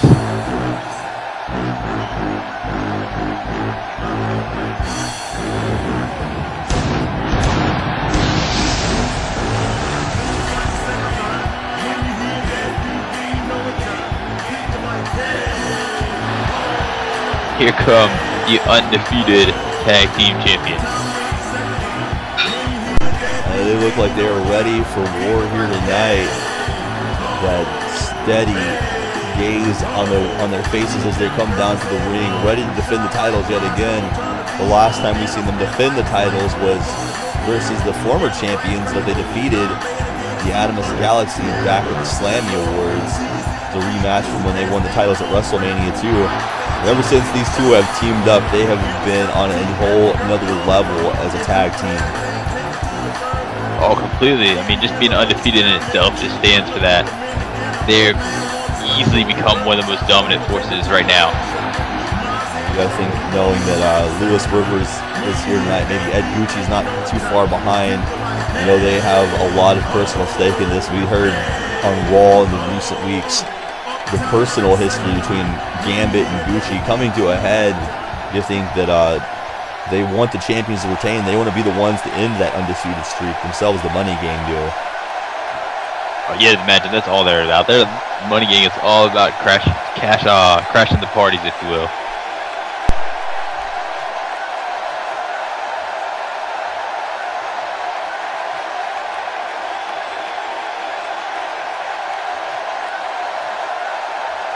Yo, here we go. Tag team gold is on the line.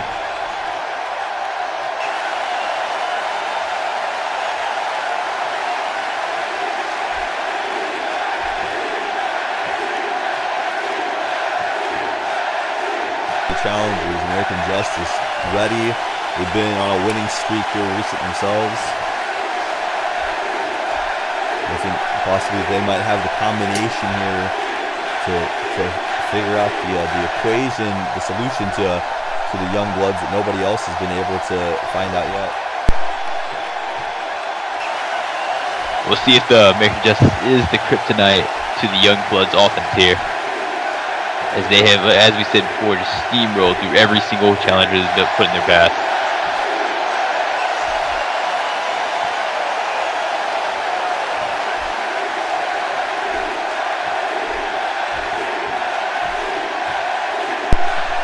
Yungbloods, there's quite a feat for them to defeat the Adonis Galaxy at WrestleMania 2. Adonis Galaxy winning the honors of the Tag Team of the Year for our last season of action here. And for the Yungbloods to be the ones to not only take the belts away from them, but to keep it away from them in a successful rematch. It says a lot for the champions here tonight. This will be interesting. See where this goes and how it develops. This is their first time for these two teams meeting together here. So that was a huge, monumentous moment when you had the Yungbloods beat the Galaxy. One of those things that you really weren't seeing coming with the Galaxy losing, and then, like you said, twice in that rematch, it was just unheard of. And not only that, that was almost a dominating performance for the Forever Yungbloods as well, both times around. Oh, they completely had the Adonis Galaxy's number. And it just maybe goes to prove that maybe the Adonis Galaxy's time was up and it was the Forever Yungbloods' time to shine. The early goings here so far looks pretty evenly matched between Gambit and Jimmy here. The feeling out process, if you will.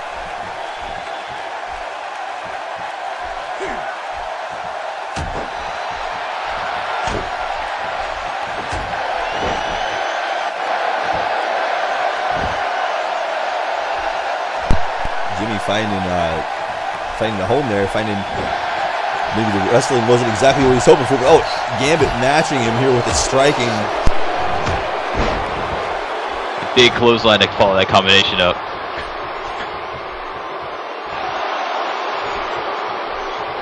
Gambit's going up. Jim Johnson's stirring. Middle rope connects to that forearm.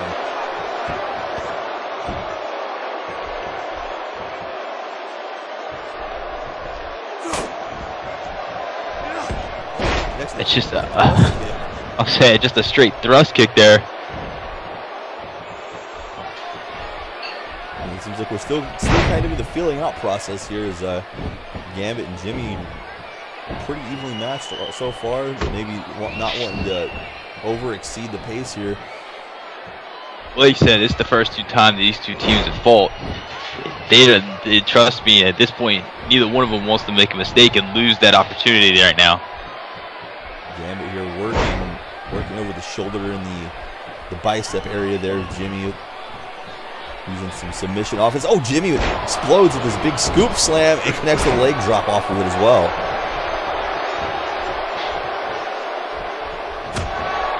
I'll say the key to here is everybody needs to wrestle at the champion's pace. Everybody wrestles at the Yungbloods place. They will not lose their titles here.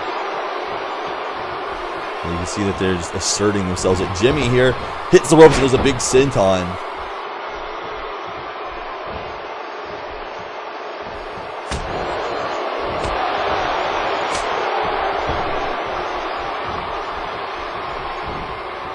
Oh, and Jimmy with a springboard stunner. A nice put together offense there.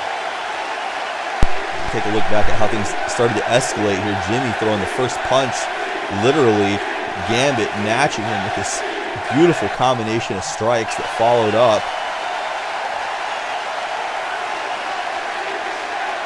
But here's what we're talking about here. Jimmy John raising the bar even more. Reverse springboard stunner connects.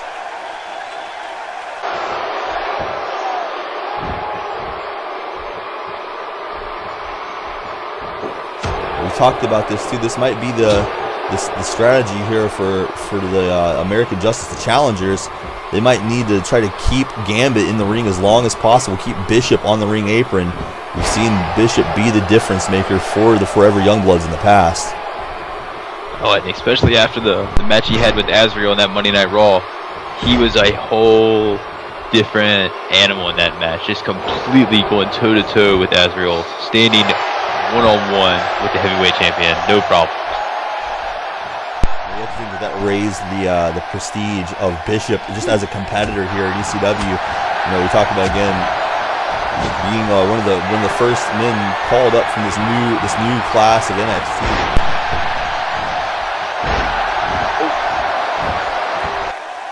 And more damage being applied to the leg there with a nice running snap.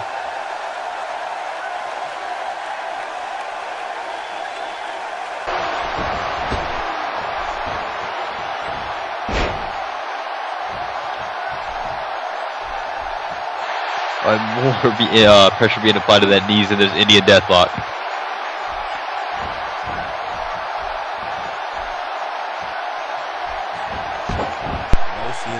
A little bit of strategy coming out here for American Justice. We know that they are adept with their submission skills, but quickly he's trying to take out the leg of Ed Gambit here. We got a quick pin attempt off that elbow. Gambit able to kick out. That tandem work, that roll through knee snap, set up by Jimmy and followed through by Justice Gable. Very fluid tag team work by American Justice, but Gambit turning the tables back around here on Justice in the corner. We know American Justice, they need those frequent in and out tags. They apply that teamwork and those frequent in and out tags. They are one of the top teams. Look at this. Gambit is almost making Justice wish he would have stayed on the ring apron here. Oh, and he goes for a roll-up of his own here. Crucifix pin. Looking for the shock value. Stunned him with those chops and strikes and uppercuts in the corner. And then went for the roll-up there. Oh, Justice right back on his toes, though.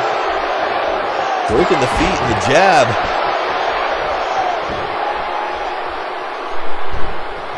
And we've seen Justice use this before. He likes to set up for that Lotus lock. Working on the shoulder now of Gambit. I would say he's worked on the legs a little bit. Now it's time to go to the arms. At this point, Gambit's been in the ring longer than anybody else in the match. Slowly going to start chipping away at him here.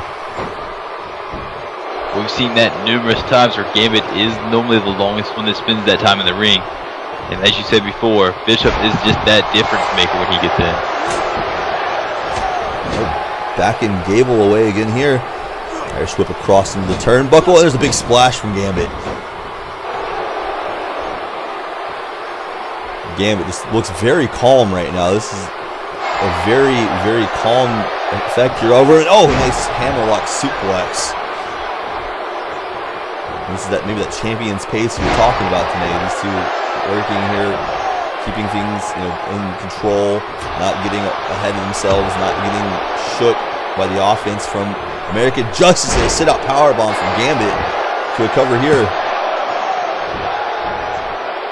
It's one of those things, they haven't been presented with a challenge yet at all. Even here tonight, it seems to be all young bloods for the most part, with spurts of American Justice here and there. Oh, look at this. Gambit again with the heavy strikes here tonight. Oh, and a big roundhouse connects.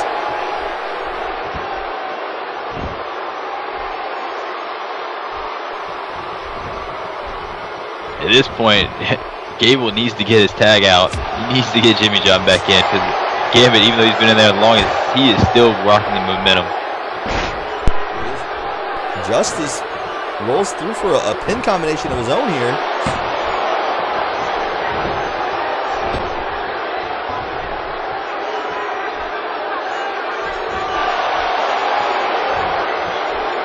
Oh, that leg caught in a huge slam there from Gambit. It has just Gable just reeling.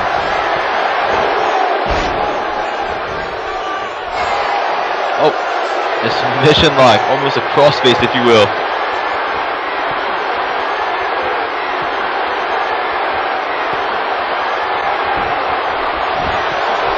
Oh, and Gable with the roll up. And only a 2 count.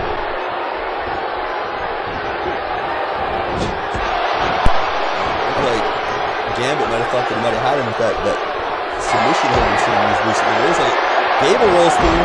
Oh, he's got Gambit where he wants him. He's going hold for hold with him here. He's got the Lotus Lock in. I see that Lotus Lock. I've seen so many people be put away with that right now. Early in this match, that's what got them into contention here. He submitted Tiger Baraki with that.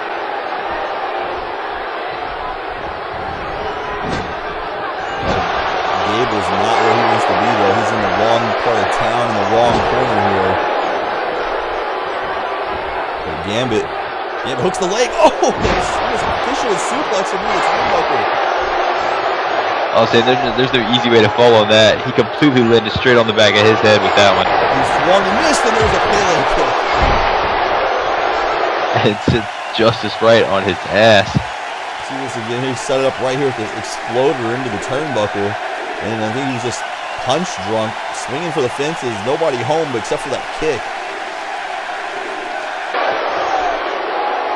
Looks like Bishop is itching to get into this match. He might be getting his wish here soon.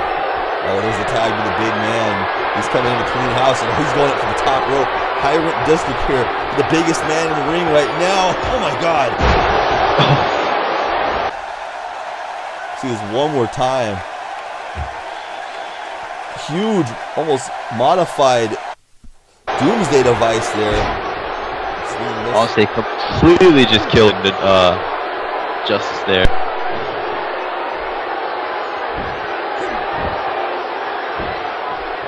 And Jimmy John almost probably saving the match there for himself. Getting right into the middle of things now. Bishop was trying to clear him off the ring apron there. I thought maybe they might have had the match won, but Jimmy definitely creating a window of opportunity here for his partner, and that might have been what they needed to stay in this match at that point. Justice here, big drop kick in the corner. It rocks Bishop, knocks him off of his feet. This isn't what you want to do, though. You don't want to get into a fist fight with a man the size of Bishop. So this is not the fist fight you want to exchange. Well, we know Bishop has a proclivity for throwing hands. Oh, there's a big sidewalk slam.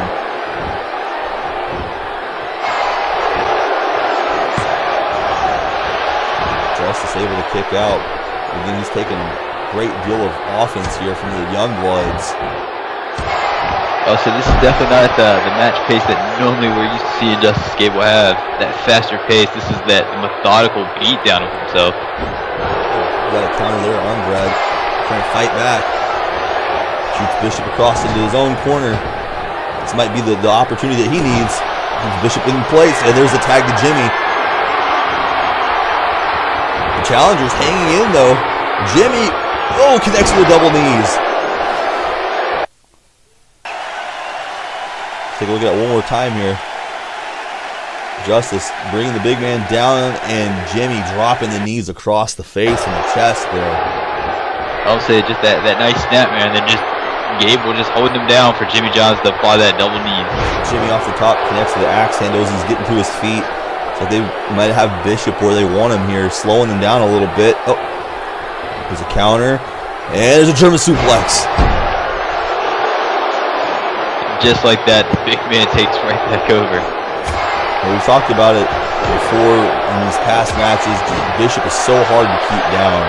It took Ryan Aswell most of his offense just to keep Bishop down and finish him off in the match with help from Detroit in that main event. And there's that running face wash.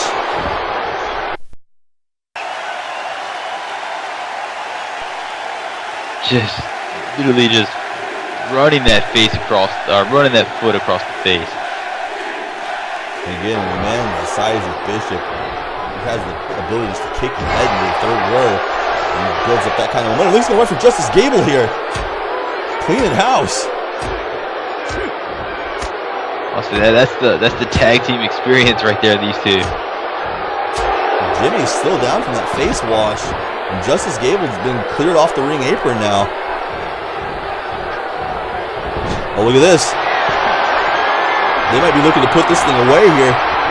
Jimmy in trouble. Oh, that's that toss back suplex. Oh, and he kicks out. Oh, he kicks out. Justice was almost too late there. Jimmy wouldn't have had the wherewithal. This would have been all she wrote for American Justice. I'll say Jimmy was indisposed of.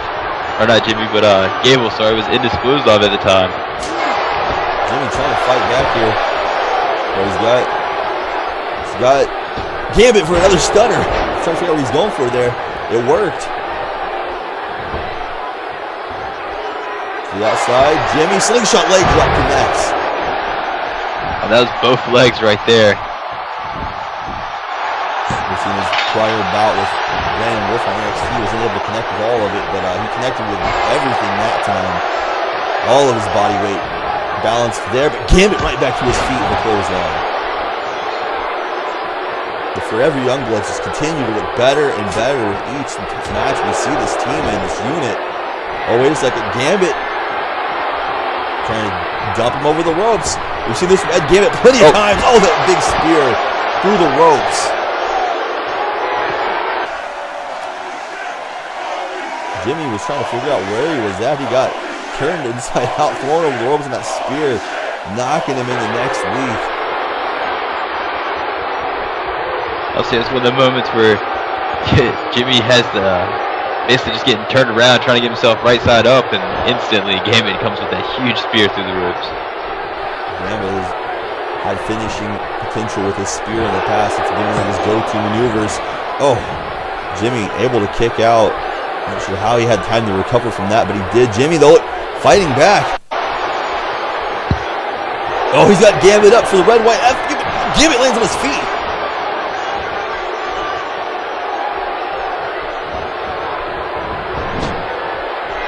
There's a tag to Bishop. Jimmy finding himself not where he wants to be here. Double arm reaper and a double shoulder block. Oh, wait, no, I got the legs. Oh. Wishboned him.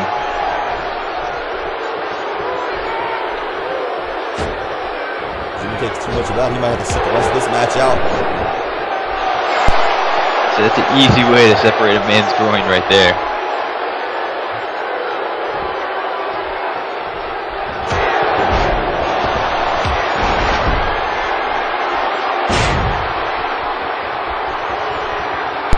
And Bishop being the roadblock to Jimmy's momentum again. Oh, there's a big snap powerbomb into the cover.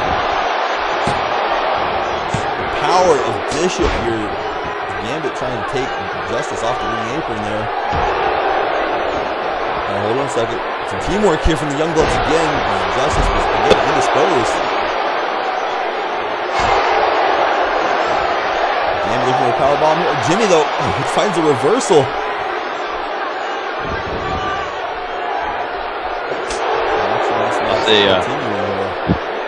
Jimmy's toughness being called into good works here again. I'm trying to cut Bishop off as a tag. American Justice again holding their own so far. I think to the surprise of everybody here. Oh, what a big tag team move that was. Assisted clothesline. Is that enough to take the big man? No, he gets a 2 count off of it.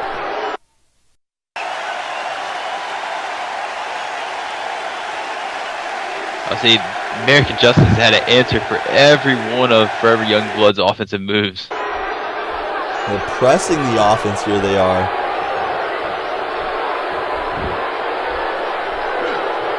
They're being able to keep up with the pace here set by the champions so far. Gable's getting fired up. Oh, another big clothesline there in the corner. Ducks that one from Bishop, and he just leaps and takes him down.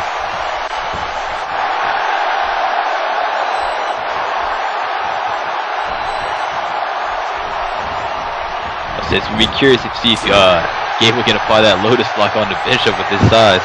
He's taking him to the top. Today he might be looking for that superplex combination we've seen him in matches with before. If he can get Bishop to the top here and float him over for this superplex, let alone the Falcon Arrow follow-up, this is good. Wait, no, Bishop using his power to fight out of it. Oh, and Gable just face first. Kicking him in the face.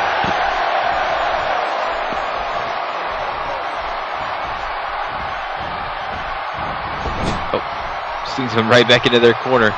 That bad territory for Gable there. Oh, here we go again.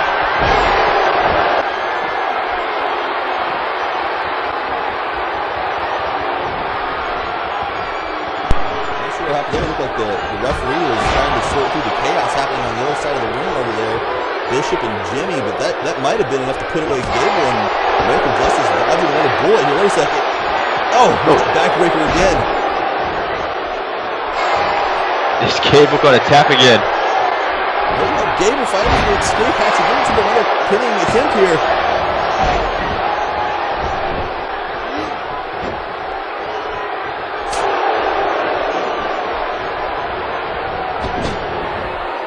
Tag back to Jimmy again. Again, American Justice holding their own despite taking the very best of the champions. Oh, Chief Rockstar.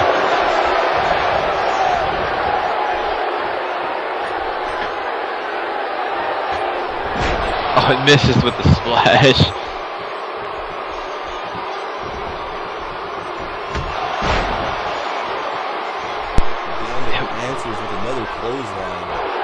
I'll say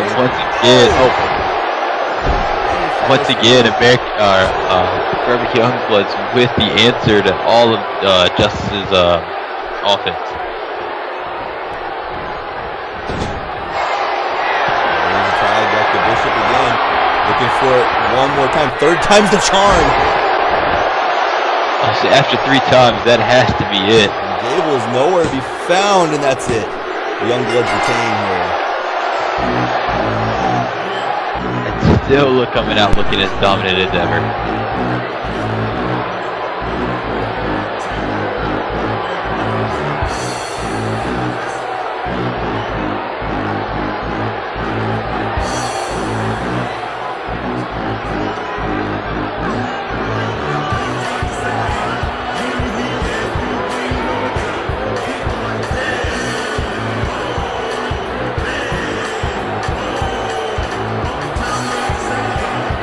Poco, I guess we know who the Money Gang now has their sights set on. It will be Money Gang looking to kind of go after the Forever Yungbloodz as they here retained here tonight.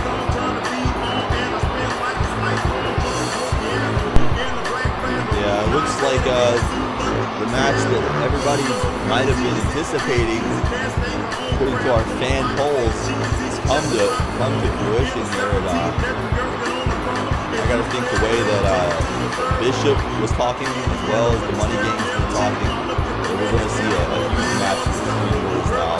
Tag team titles on the line.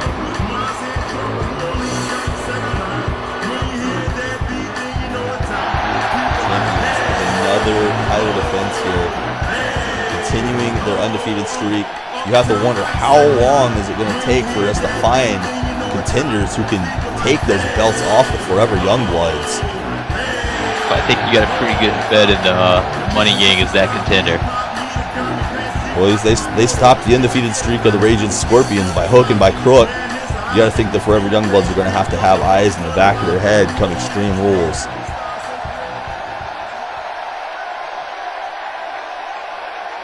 Justice back in finally to check on Jim. Wait, who's that behind Justice? Gable with the steel chair. Oh my God!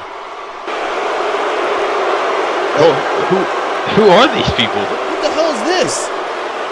Mr. Woods sneaking through the bottom ropes here with chairs in hand. They are laying waste to American Justice. These two everywhere.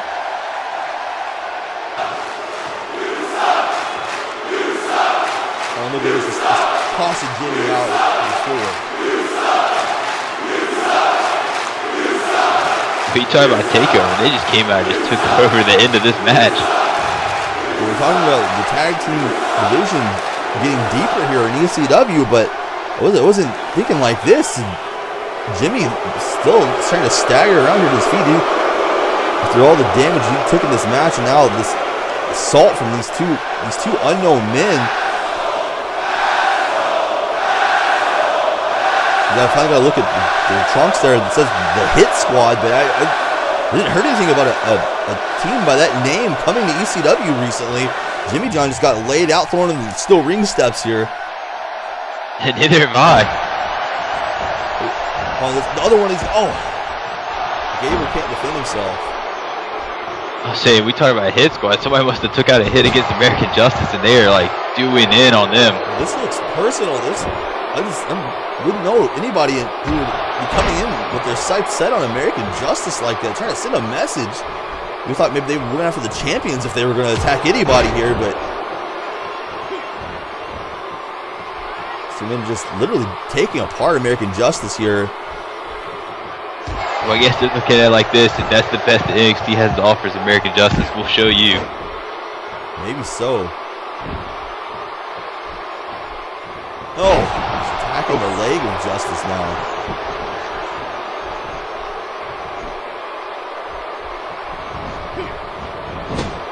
This has got Gable here trapped in the turnbuckle. Attacking the arm again. Just bringing it across that rope with just shots to that shoulder. Wraps it there for that neck breaker as well. Again, more pulling it down. More damage being applied to that one arm. It's like they were just lying in wait here. They studied the match. They've seen Gable, these multiple submissions that he went through with Ed Gambit. The damage that both of American Justice took here. Now they're just taking them apart piece by piece. This is a systematic assault here. We've seen Jimmy was taken out outside of the ring by the other member of this duo.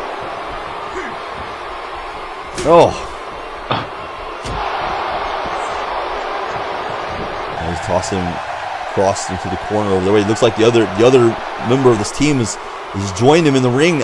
Oh my God, what is this going to be? You gotta. Oh no!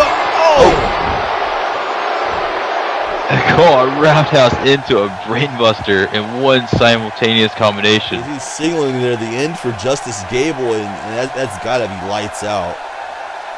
Whoever this hit squad is, so we can get some more information on these two. I'm guessing that this is their way of saying we're here to take over, leaving American Justice just completely decimated in their way.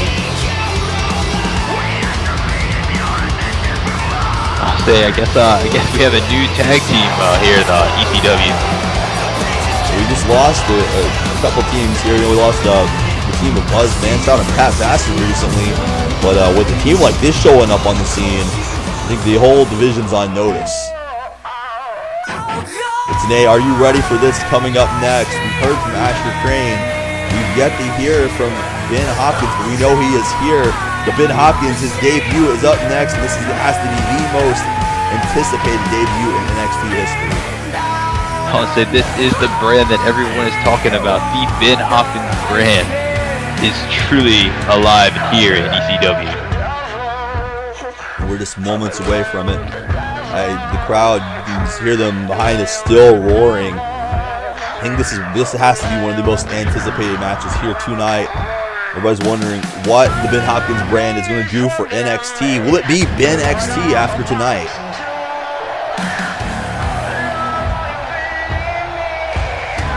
The Forever Yungbloodz have made it back towards the locker room here.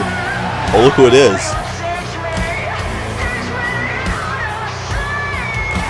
Willis Rivers, some mind games here for Bishop. We know the history between these two. Heading back to NXT. Wait, it's the Money Gang. It was a setup, the Money Gang. They knew what they were doing.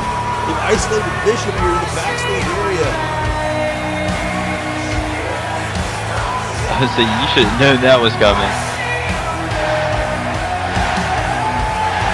Again, you're going to have eyes in the back of your head. We know what the Money Gang is capable of. We know what they like to do to their opponents.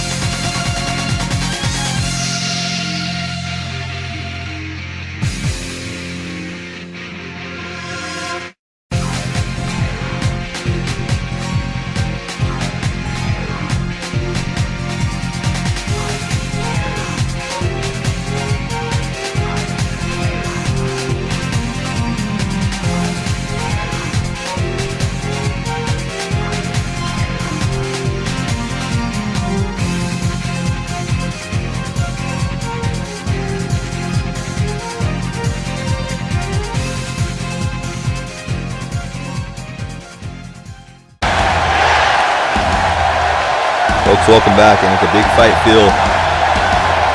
Brand is upon us here. Oh, indeed it is.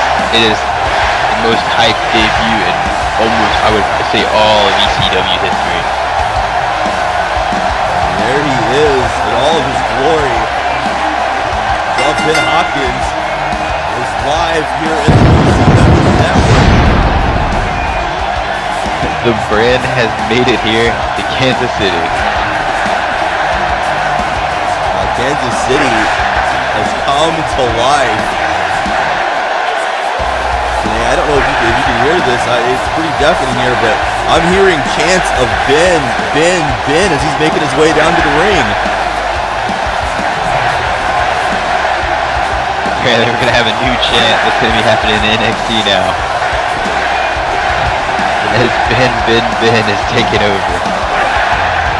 Well, the prophecy appears to be coming to fruition here right before our eyes. Ben XT has arrived.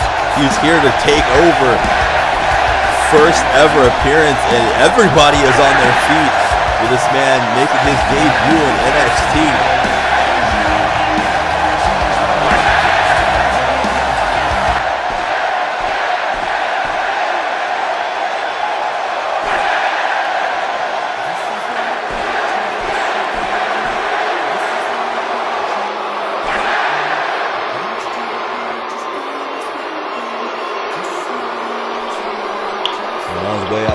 This is his opponent, Crayne, who is trying to recover from a loss and become number one contender for the Hardcore Championship just a couple of weeks ago at Payback.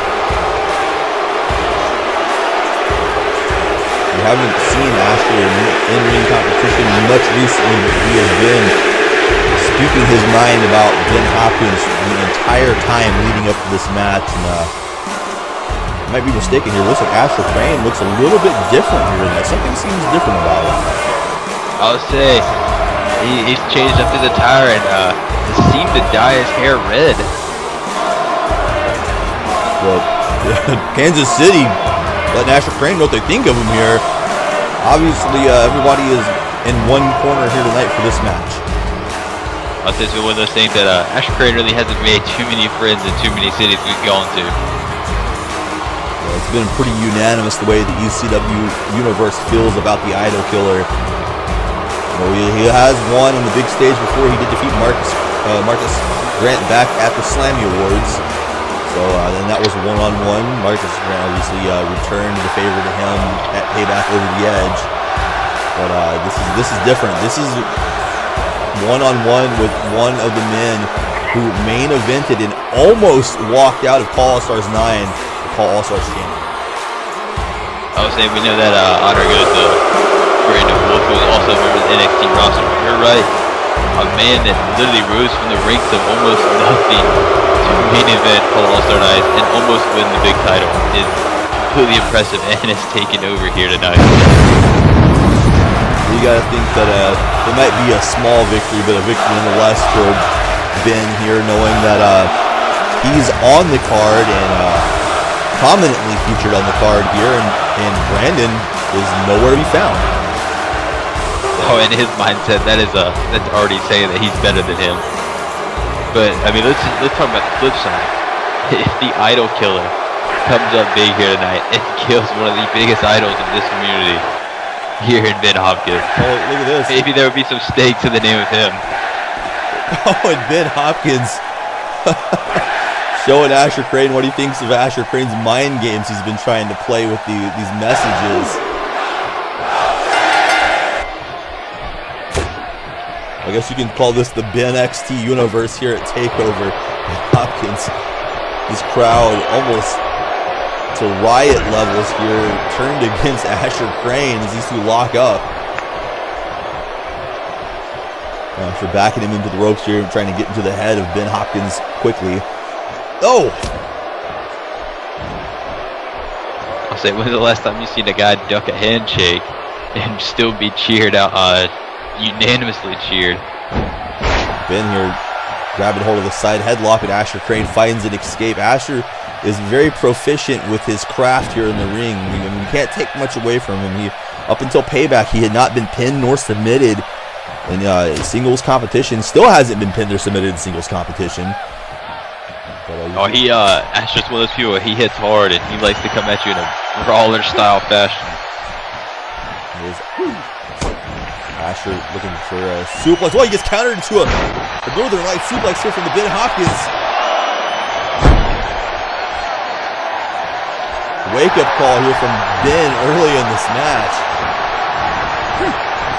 I can be mistaken today, but does Ben Hopkins have his face embroidered on his pants? Oh, he's poked Asher Crayne in the eye. Oh, that is quite literally correct. I didn't see it until now, but he literally has him still embroidered onto his pants.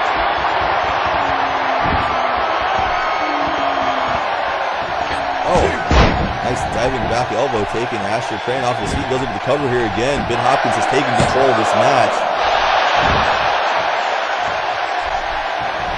I tell you, wearing yourself on your ring attire, it's taking his Twitter handle all to Ben to a whole new level. This guy's trying to control Asher Crayne here, trying to put some pressure on him with his head scissors. Oh, it just drives his head into the mat there. Asher trying to find a way out of this, but he's fading a little bit here. He needs to be careful his shoulders don't get pinned down. And look at Ben Hopkins controlling him here, rolling him across the ring. Asher fighting out however he can. We talked about it. Go ahead. Jose, we talked about it in our tag team match being a first-time meeting. This is definitely a first-time meeting for both of these two. Completely different walks of circle that they've been in around the industry here. Wait, Ben Hopkins with a roll-up as Asher turned his back to show off there. Oh, Asher rolls him through. Ring awareness, they would roll into the ropes. I'll say that, I don't know if that was ring awareness or just literally them just being too close to the ropes and they just rolled right into it. We've seen this from Asher Crayne before. Oh, he drives that knee right into the rib cage. He likes using the knee strikes, likes using the kicks. You see here again. Oh, Shining Wizard. Just another knee to the face there. Back kick there into the ropes goes Ben Hopkins. Drop down from Asher Crayne and a side kick.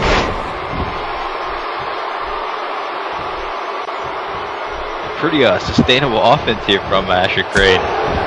So we can't take much away from him. I mean, he's definitely been able to hold his own here since showing up on the scene, despite what people in the back or even the fans have opinions of him on. I mean, oh, Ben! There's no respect for Asher Crayne here. Oh, look at this. A man who clearly cheats is being cheered. I don't know whether that screams so much their admiration and love of Ben Hopkins, or if that's just basically them saying that they just don't like Asher Crayne that much more.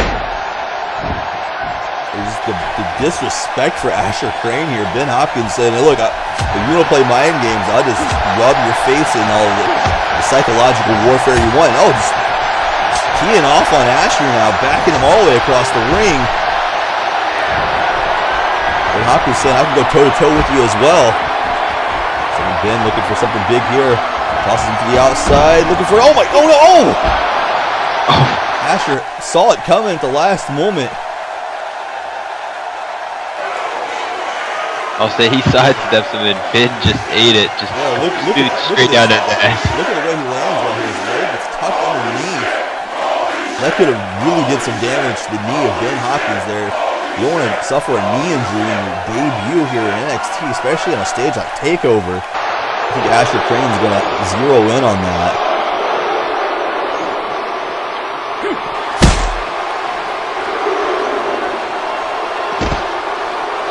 Let's see that our international broadcast table here next to us has been repaired after what happened earlier to Torjstein Almighty. Being told that Torstein's been taken to a nearby medical facility following that assault from his former tag team partner Dallas Chandler. It's Asher Crayne laying in with this combination on Ben Hopkins on the outside.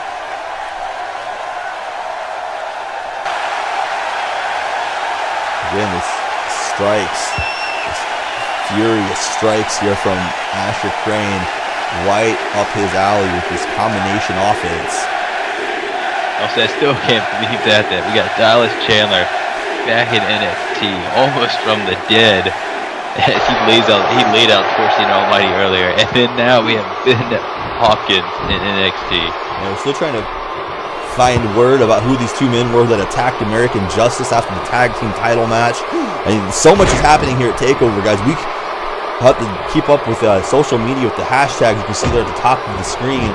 You know, it's just been so much. We can't keep up with it here. We have so much to call on commentary ourselves. This has been quite a night for ECW-NXT thus far. Let's not even get to the point that we saw just before this match. The vignette for the soon debuting John Blackos. Absolutely. We hadn't even had a chance to talk about that yet. We were so focused on the Ben Hopkins debuting here. Yeah, John Blackos debuts soon in NXT. I mean, we've been waiting to see what that becomes as well. Oh, and Asher connects with that outside roundhouse kick there as he goes to the top here. Oh, a double stomp to Ben Hopkins. Full stop.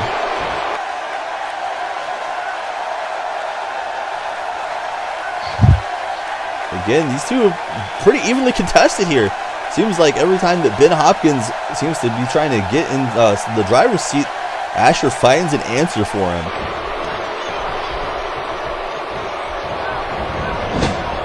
Yeah, you tell you, the landscape has changed vastly here just overnight. So many people returning, debuting, coming up in NXT. It's going to look like a completely different place come this week when we go back on air for NXT. So Asher, that pop-up power slam, and you've seen this from him before. This falling powerbomb into the cover. Ooh, and Ben gets the shoulder up.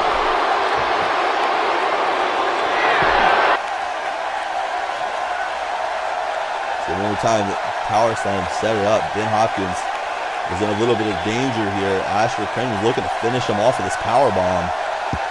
I'll say with that power bomb, he just drives them straight down into the mat.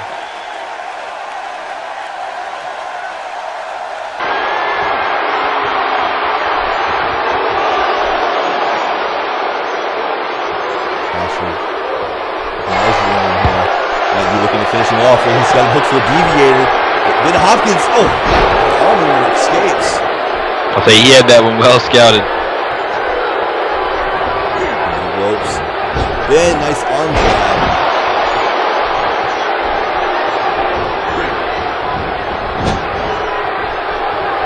Snap narrow on the turnbuckle. And a nice drop kick to the back of the head.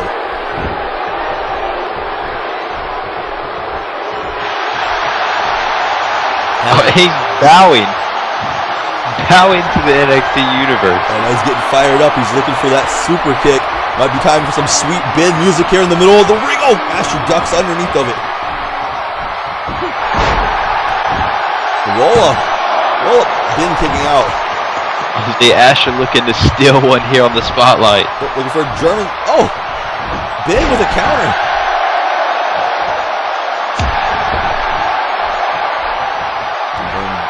Behind, slam dunks him on the top rope. Oh, there's no telling what kind of damage that did to the lower back, the neck, the whiplash effect there. That Ben Hopkins for the top. Oh, was it a diving elbow, maybe a neck breaker? He caught all of it, but it was enough to stun Asher at least.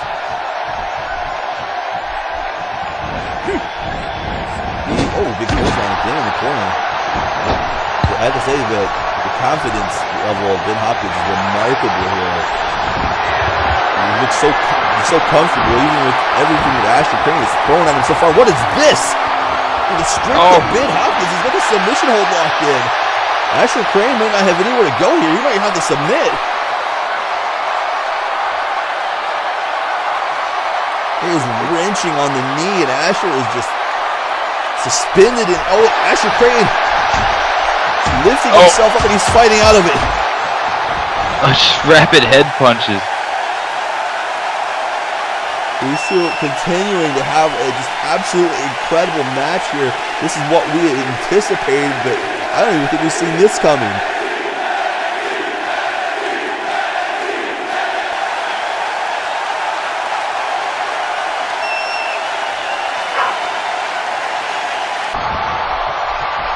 I'll say a variety of moves and crazy stuff that we have seen here tonight. Actually looking for something big here. He's going up top. He's going for the end on Ben here. He's on that middle rope, looking for it. Ray must have been caught him with a knee there. Asher's hurt. He got rocked with that knee counter, and there's a springboard drop kick from Ben Hopkins. See this just death-defying escape here. Asher Crayne had him. That knee right here is driven hard into Asher's head. Yeah, Asher, he was rocked. He realized Ben Hopkins was coming right up and over the ropes of that drop kick to follow it.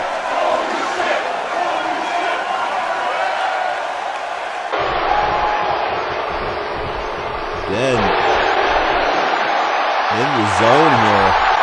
Asher Crayne, look at this, he's rocked. Yeah, that drop kick gets some extra damage here. Shoots Asher Crayne into the ropes. Wait, ducks underneath. He's got him hooked. He's got him hooked for the descent into madness. Oh, madness ensued Asher, and not in his normal fashion. He had no idea what it was going to come out of that Irish whip. Ben Hopkins hitting his go-to bread and butter there. And that's it, Asher Crayne's been here. The brand has arrived at NXT Takeover. I'm sure if you ask him, he'll be taking autographs in the back. Of course, for a minimal fee, that is. You might discount it somewhat here tonight, following this big victory. You got to think that we're going to hear about this come NXT, maybe from both men, but Ben Hopkins, the first man so far to beat Asher Crayne one-on-one here in NXT.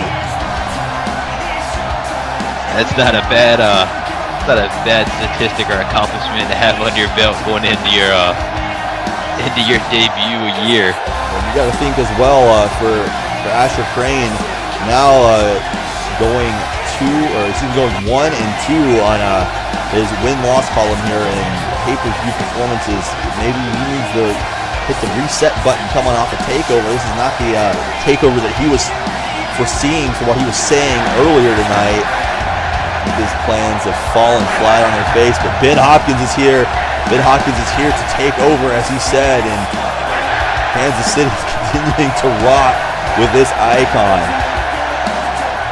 Oh, they are loving it. If you will, the Ben NXT universe is here.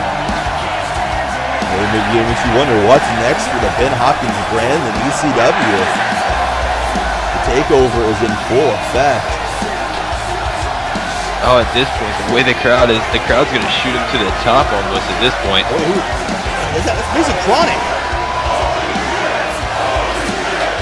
These two, they had their differences, but it appears that at All Stars 9, they worked out their differences, and he helped Mason retain that CCWO championship. Wait a second, oh my God!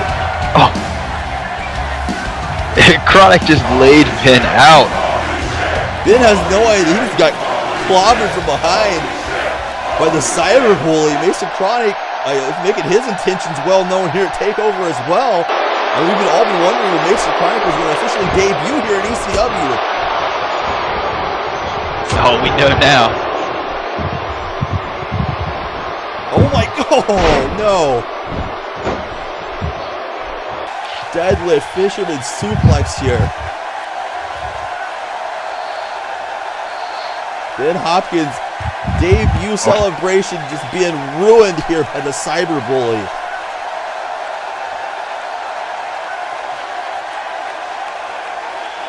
I would say he's doing what he does best, the cyber bully, just ruining instead of ruining a childhood.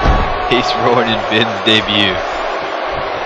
These two had a very nasty internet confrontation that spanned up until they both signed NXT contracts. It was rumored at one point that Mason Chronic was coming to NXT just to get his hands on Ben Hopkins, and I guess that rumor has come true here. I thought they had come to some kind of an agreement that we weren't aware of. I guess Call All Stars was just a ploy. Look at this! It's flipping him off. Flipping him off and he slaps him down with the canvas. Well, folks, if you've ever seen Mason Chronic in action, you know censorship is not his greatest quality. He earns that moniker, the Cyber Bully. This is trademark Mason Chronic offense, the middle fingers and all.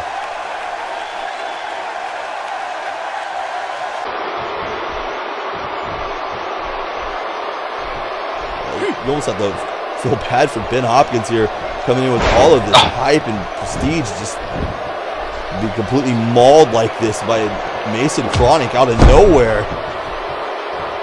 Oh, he's flipping him off again.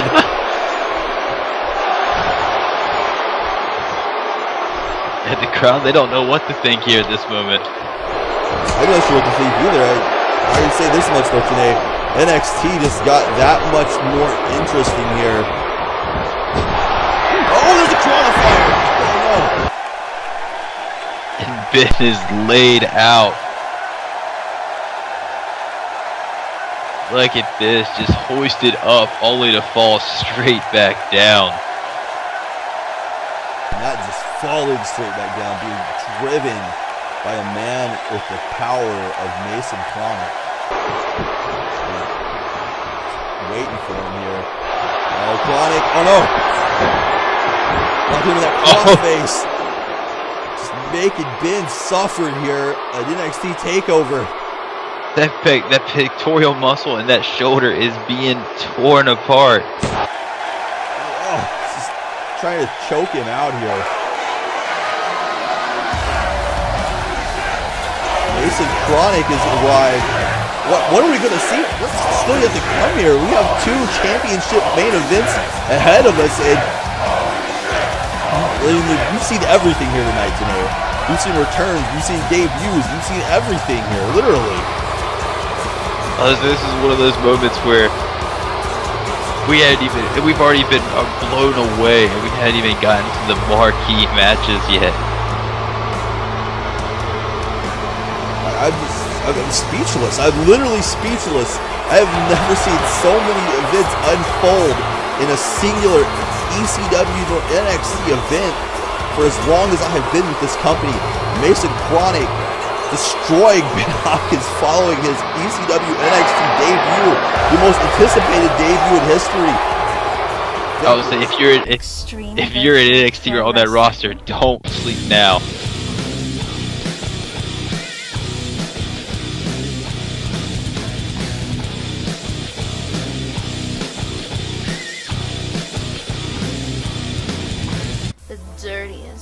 Do this! Cause fuck Four Eyes, he's a nerd, that's why. Roughest.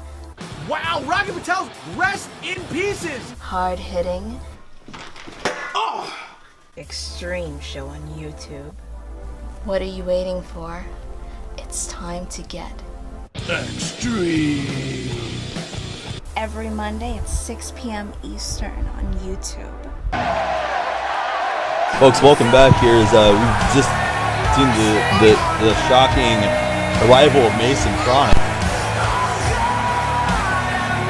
Oh yeah, he doesn't want anyone to talk conversations with him.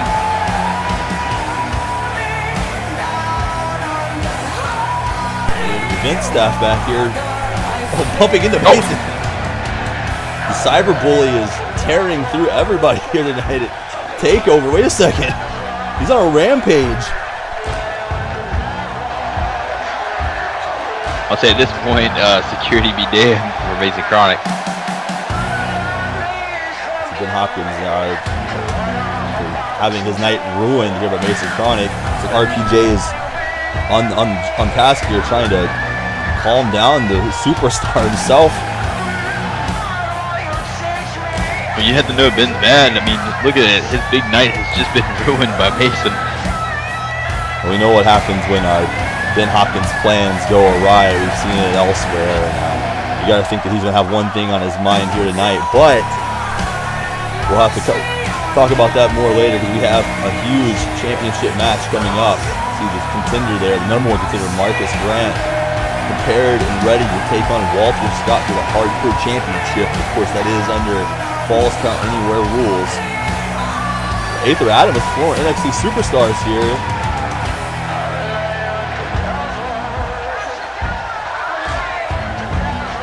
Good friends with the Sussman here. So he's kind of giving a little bit of advice for his big title match here tonight. And another friend of the Sussman, Tiger Baraki, former two-time ECW World Tag Team Champions here. Tiger's been off working recently on some film projects, so he looks like he's been dressed the part. I was gonna say, it's one of those things here at Takeover, we're bringing all the ECW alumni out. And there's the man himself, as it says on the back of his jacket there. To be the man, you gotta beat the man. The champion, Walter Scott. He had an impromptu title defense against Eric Silva that he called for himself on NXT, but tonight it's his first pay-per-view defense. First time the title's been on the line since WrestleMania. It looks like former Hardcore Champion Brandon Wolf is here. The Call All-Stars champion giving some props to Walter Scott here tonight. I would say everyone's hyped for this. This is, if not the most anticipated match of the night. It's definitely, the polls have spiked again today, and this match is right back on top. The fans continuing to pour in votes. And Shawn Nice, the man that Walter dethroned into his record-setting title run. Shawn Nice even showing up here, another former two-time NXT champion himself, telling the champ to go out there and knock it out of the park. Look, Anthony Adams is here. Looks like he's focused on the main event here tonight. Adams refusing an interview backstage as well. I'll say the walk of a criminal on his death row, as you will. Well, we'll see when that comes in the main event. But of course, like we said, folks, up next, the Hardcore Championship is on the line. Walter Scott, the stakes have never been higher for him here. The first ever takeover. You got to think that the Natural is here, and he wants to indeed take over the show. Oh, absolutely. Like, he wants this to be his show. He is already taking claim that NXT is the brand that he built. It only would be fitting that if he wins here tonight, he can hold truer words to that claim. Absolutely. Marcus Grant is going to be a true contender to that claim, but all bets are off tonight, folks.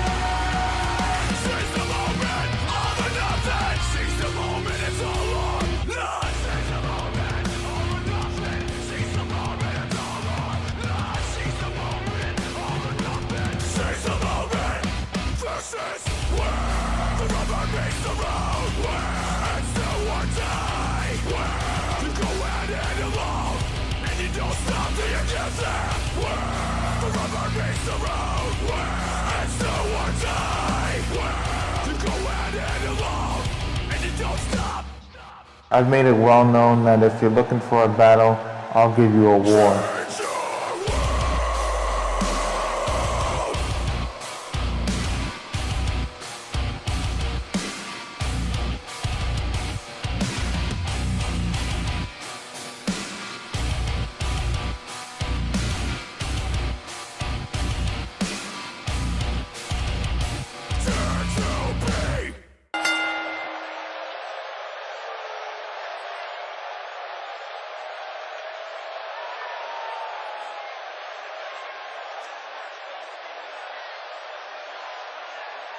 Here we go tonight, the co-main event of NXT Takeover, possibly the marquee match of it all, is about to go down. And folks, as the show has been advertised, it is not misled thus far.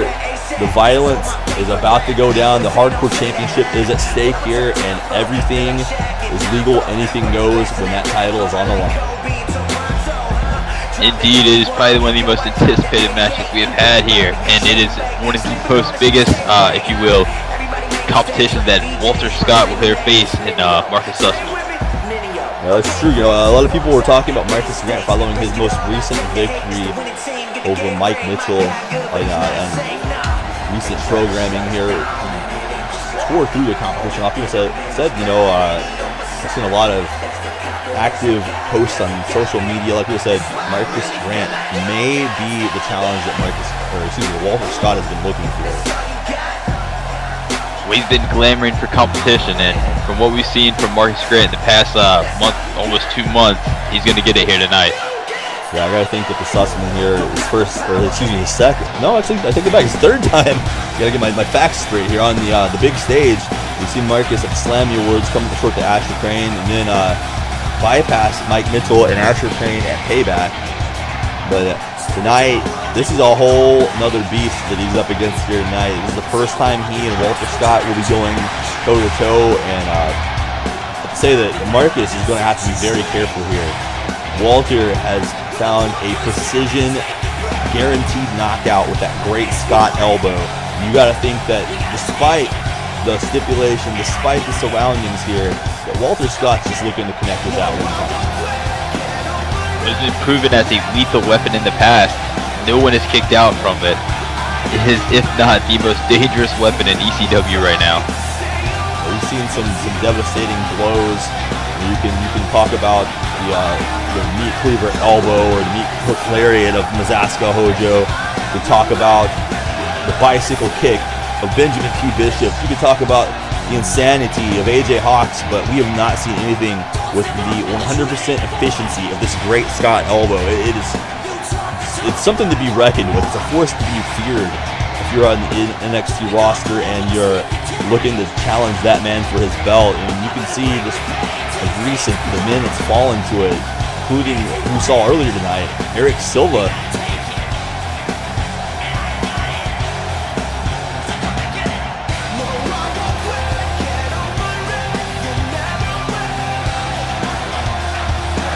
Yeah, Eric did fall hard to that elbow, and as you've seen, it is devastating. See the champion with almost a different demeanor walking out here onto the big stage tonight, from the championship up overhead, a slow, methodical, focused pace. And Walter Scott has a different look in his eye. Man who said has been adamantly reminding the NXT fans, reminding the NXT roster that this show was built on his back, and he's here to prove it tonight. And I gotta think that he's not gonna let that title go unless Marcus plans on prying it from his cold, dead hands here in this match. Oh, especially after the war he raised with Shawn Nice to get that title, it's not going to be a simple let go for him. Oh no, Walter Scott risked his life and limb.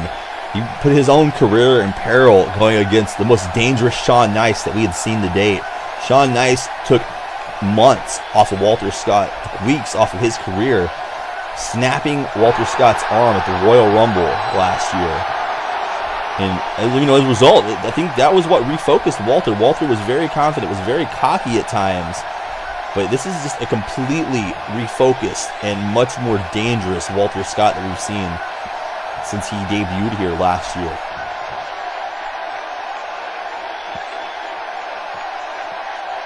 Indeed, it's definitely a different Walter Scott. 100% different attitude, different demeanor, almost a whole different, almost like moveset and everything. He has one-upped his game. And Marcus Grant going to work early here. Caught him with the knee, caught him with the uppercut there. He's already got the champion in a little bit of trouble here. Hanging him on the top rope. Walter can't defend himself from this position. The training with Tiger Barocki's paid off. Some Muay Thai there from Marcus. And Marcus just showing off here. Just almost rubbing it in the champion's face. Walter's back in the ring. Wait a second. Walter grabs a big drop kick. Marcus Grant trying to find refuge on the outside of the ring. Oh my God. Walter Scott right here in front of us. I'll say reckless abandonment, just throwing his body completely in harm's way. You see from this angle here, this is about how it was for Marcus Grant as well. He had no idea that Walter was coming through the ropes head first with that suicide dive. And now it's Walter Scott turning things around right here in front of us. This match is going to break down, and there are no countouts, there are no disqualifications. Oh, Walter's already going for our international broadcast table here next to us. This thing has already been put through the works tonight. Oh, I'm just glad it's not our table there, Cole. Absolutely, I have to echo that. Oh, my, Marcus Grant! The power of the Sussman coming out here. He realized after that suicide dive that he's in for a fight here. I'll say, yeah, imagine Walter's been waiting 2 months to get to this point where he can actually defend this title on a big stage. Yeah, and it's not like he's been, reportedly waiting for his fellow NXT roster members to step up and challenge him. This is a given challenger. This is a match that he knows is guaranteed no matter what. This is the kind of fight he's been looking for. And they're fighting over here into the fans through the Sprint Center here. Marcus Grant hammering away on Walter Scott.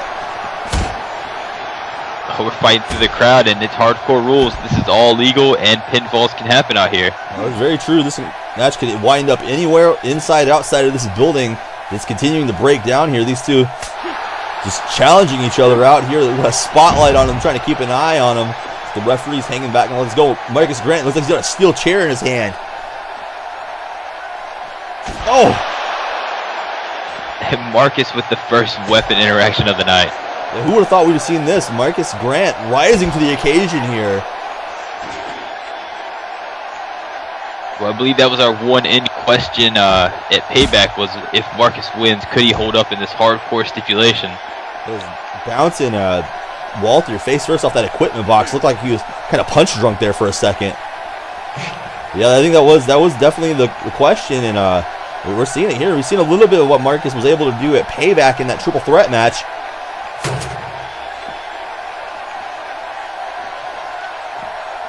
Oh, caught him with that uppercut again.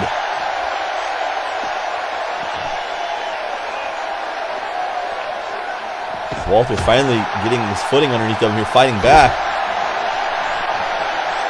He's got him up for a fisherman here. A fisherman, oh my God, through the table. Take a look at this again here, get a better angle on it. Today it looks like he spiked him head first through that table. I'll say right on the table there. And that's a difference maker. Walter Scott's going to be able to turn the tide here. Marcus can't get his hands up, and now he's got a steel chair.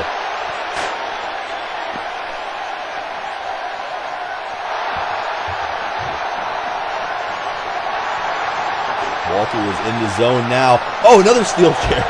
There's weapons stored all around back there. And Walter is now in full control here. Oh, Marcus Grant able to recover and deflect that shot, turning the weapon against Walter Scott. He's got a hold of it now. But Walter saw that one coming as well.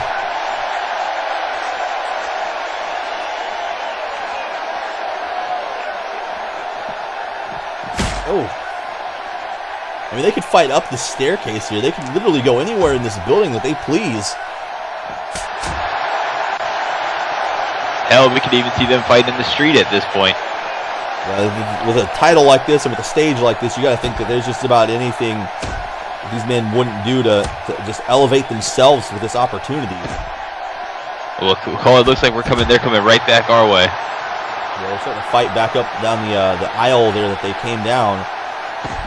So just throwing caution to the wind here, trading punches right here in front of these children, fans. Everybody's getting a front row ticket here tonight. Oh!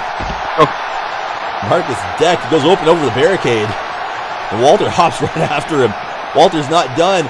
Oh wait, tilt the world to a Hurricane Rana. I'll say a little head scissors action there from Walter. Disoriented Marcus Grant there. Here we go, the champ bringing out the hardware here. He's not wasting any time grabbing a second table. Oh, Marcus fighting back. So he went furniture shopping and he found the table that he liked. Marcus, he's going under the ring now. Realize that there's more opportunity under there. He's got a cane. He's going to do some caning. Oh!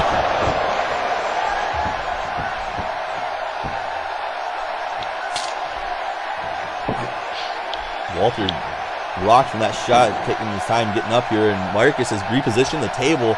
I don't know that Walter realized that the table has been moved. I'll say Marcus is the first one to actually set up that hardware. I guess he owes Walter Scott one for what he just got put through on the outside. Look, he's using that cane as a weapon, choking him now. This is all legal.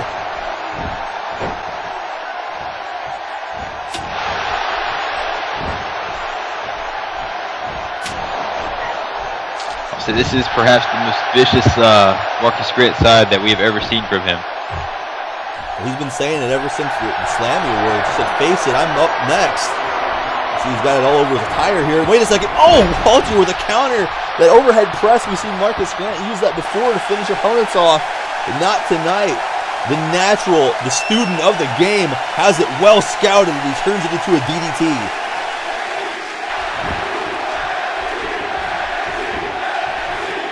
Marcus Grant is finding out the hard way. As soon as he thinks he has his finger on the pulse of Walter Scott turns the tables. And speaking of turning the tables today, he's got him up. Oh. And Marcus just crumbles to that table. Walter with some power here tonight. The Sussman, look at this. The table's just collapsing. What's left of it around him here. This might be enough to retain the title. Just going to put away the Sussman. It's a 2 count. No. I'll say it is not an early night for Walt. Oh, he's not happy about it. Look at this. He's going to punish Marcus Grant for getting the shoulder up, literally here.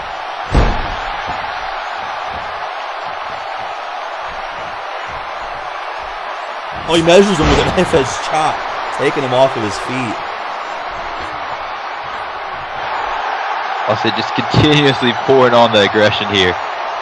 Walter with the fans firmly behind him, connects to that diving forearm. He's going back out the other side here.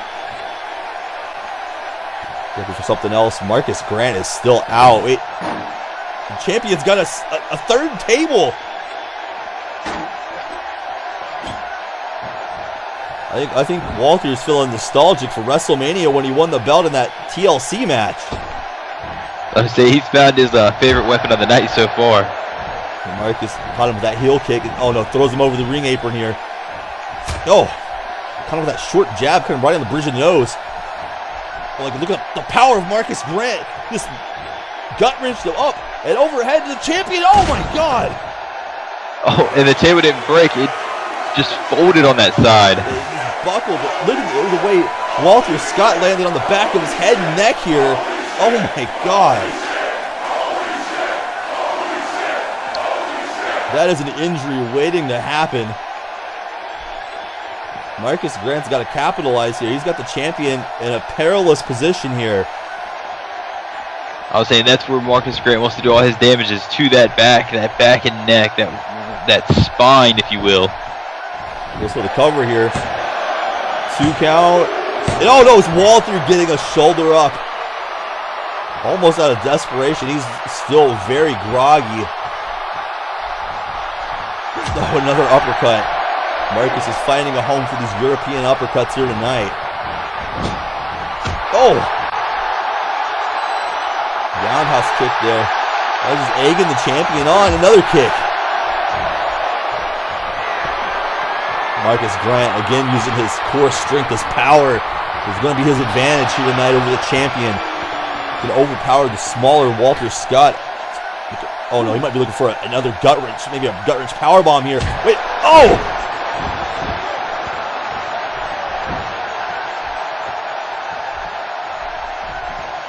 I'll say Walter shifted the weight there, countered the huge gut wrench off the top. He landed in a crossbody position. There's a big clothesline. Walter taking Marcus Grant up and over the ropes, almost onto that table. Walter here. Oh, big crossbody lands on the table. A little bit of payback there. Marcus Grant taking all of that one.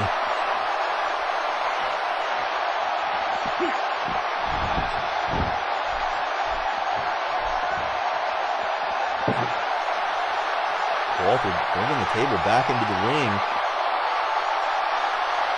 He's going under. Got something else. Oh my goodness, this is getting real now. Walter Scott. He's dragged a ladder out. That's the first time we've seen a ladder out here tonight. I'll see you talked about him feeling in a very nostalgic mood. TLC was only a couple months away, or well, I should say his WrestleMania TLC was only a couple nights away. Or months away. Marcus Grant here not sharing the love, brings him back into the ring. Walter, chops him down again. These two men are just bringing everything they have here tonight. This match feels like it just started moments ago, and they're already literally throwing everything at each other. But Walter, tilt-a-whirl, he rolls him up for a small package here. Maybe he's trying to surprise Marcus. Trying to catch him off guard. Marcus was able to kick out.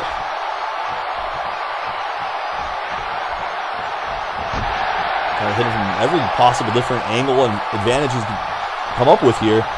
Marcus up against the ropes. Oh, Marcus shakes off that forearm and hits him with one of his own.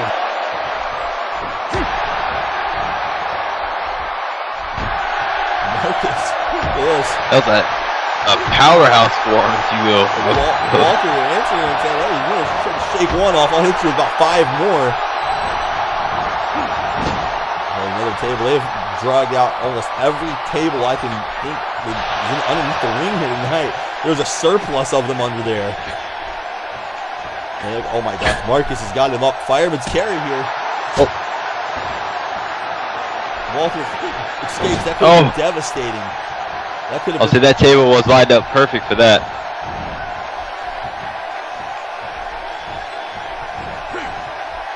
Marcus trying to shake off some cobwebs. Finds the range for that jab. Walter right back with that forearm again.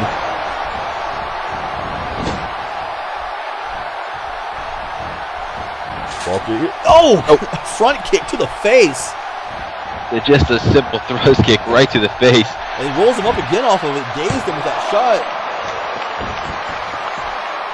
Sussman still able to kick out here. I'll say Walter at this point is looking for any quick combination win he can get. Try to catch Marcus off guard. You see that neck breaker. He took a lot out of the challenger, but the champion dropped the one knee after delivering it. This match has taken a lot out of both of these men. Marcus Grant looks like he's still got some life in him. He's getting up here, but Walter resets the table, and he's got something big in mind here today. He wants that ladder. He's bringing it back into the ring. You know, it was in that match of the year, WrestleMania, that huge moonsault he hit off the ladder to Shawn Nice through a table was how he won the title in that TLC match. I'll say he threw everything he had, that caution to the wind, putting his own body on the line to get that hardcore title. This is the reason why he is not going to let that title go easily. Marcus just baiting him up here. The ladder, the table has been set precariously next to each other. Oh, there's a forearm from the champion again. Hammering away here on the challenger. Marcus, I think the turnbuckle would have been there. He might have went down. He was rocked backwards there. Wait. Walter eyeballing Marcus Grant from the top of this ladder.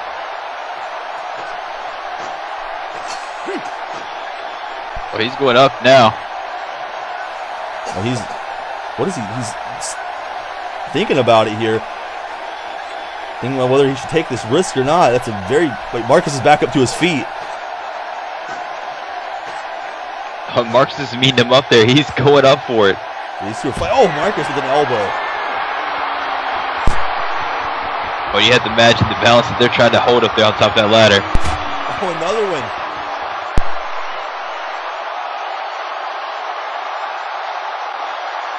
Oh! Oh my God! Walter tumbling off the side of the ladder through a table. That might be it for Walter. He introduces the ladder in and it backfired.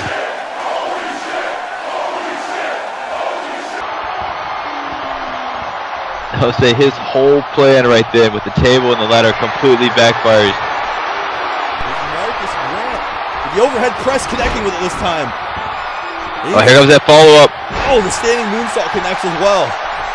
He has won matches with this move before. This could be a new champion being crowned right here. Marcus Grant. Oh. Walter Scott on the last millisecond, if you will, gets his shoulder up.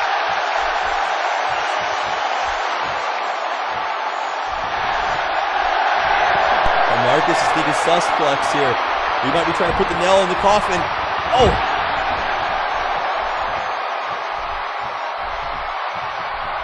Walter countered the susplex. That would definitely might have been enough. Oh, if he did that susplex, that'd have been game over. And oh, the champion rallies. Just moments after being thrown off that ladder and through the table, Walter Scott finds his 6th gear and makes a comeback. I would say if you talk about answering a big move with a big move, Walter Scott just did it with that DDT. This is Walter Scott telling the world that he is Big Match Walter and he is here to defend his title tonight.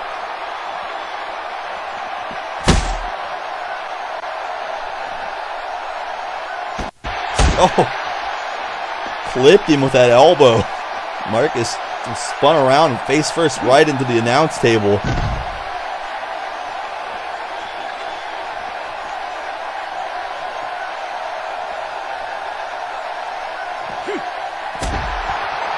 Drops a knee here on the outside of the ring. So continuing to go back and forth here. Walter throws him into the barricade. Wait, oh my God! Oh! And out of nowhere. Marcus didn't even have a chance to steady himself. He got thrown, just beamed into that barricade, and Walter charged after him before he could even realize what hit him. Like, that force, the barricade just gave away to it. Marcus still, though, somehow fighting back.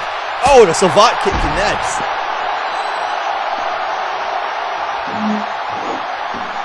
These two are looking to tear the building down. They may not leave anything standing by the time our main event gets here. Oh! I would say it's hardcore rules. You might as well use anything and everything you can. Take advantage of it. If it's not nailed down, it is legal here tonight. Hell, even if it is nailed down, it's legal. Walter finally disarming with those ring steps. Oh, throwing them into the side of the apron there. I'm surprised that both these men are still standing and as coherent as they are. Everything we've seen from the both of them. Walter's under the ring again. He changes his mind on that one. I guess he didn't see anything he likes. Like I said, you got to think that his best weapon is that elbow. Oh, but he misses that clothesline. Oh. Oh, Marcus caught a tiger suplex, and he holds on to the bridge. Oh. Huge tiger suplex. What a counter there from the Sussman.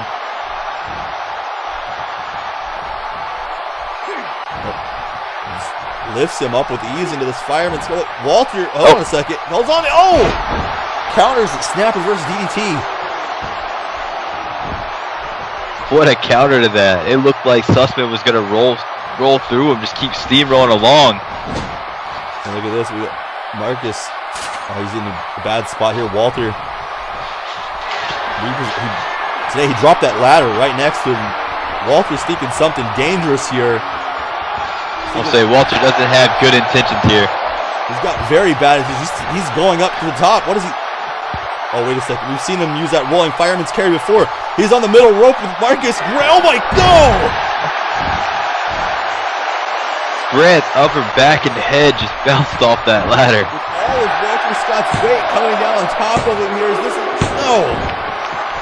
Somehow. See this one more time, this angle, you can see all of the damage being done here to Marcus Grant's anatomy. That ladder right on the edge of it. Big time move. I can't believe Marcus kicked out of that. I was for sure that was going to be it. As Marcus is crawling to his feet, Walter can't believe it here. He's beside himself. I'll say that he's in a disbelief. And another bad intention forearm. These two going at each other. Marcus connects the clothesline, another clothesline. The Sussman finding his 6th gear here. He's making a comeback on the champion. He might be looking for the clothesline. Ducks under, and there it is. Where is Marcus Grant finding this energy from? The stakes have never been higher. Marcus Grant is lining him up for the clothesline out of the turnbuckle here. He might be trying to set up for a susplex if he hits this clothesline. Walter Scott connects! On the run in.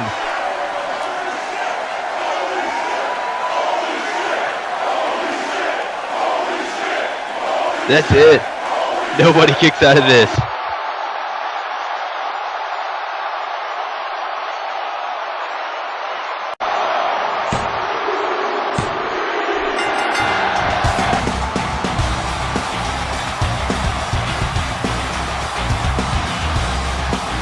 Walter Scott is still your hardcore champion.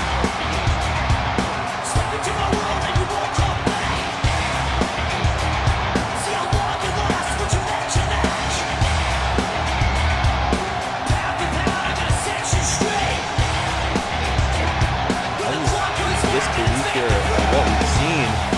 Marcus Grant looked like he was lining things up to maybe put away the champion, and Walter Scott, we talked about it all through the beginning of this match. One shot was all he needed the entire time. He found the perfect opportunity, a counter off that Sussman lariat. I would say he proved tonight that he can hit that elbow out of nowhere. And still, just bam, out goes Marcus Grant. Still connecting with that precision, pinpoint precision accuracy. The blink of an eye, it looked like Walter was you know, just moments away from possibly taking a susplex there, but no, it was Marcus Grant took his eye off the prize in that split second, and Marcus Grant drops the ball. Walter Scott still retains the ECW-NXT Hardcore Championship. Today, if I'm on NXT, no, I would be wary of taking Walter Scott lightly after a defense like this. Oh, indeed, it was one of this might be rank up there in one of the best defenses of that hardcore title. If you want to talk about setting the bar for NXT, he's done it here tonight.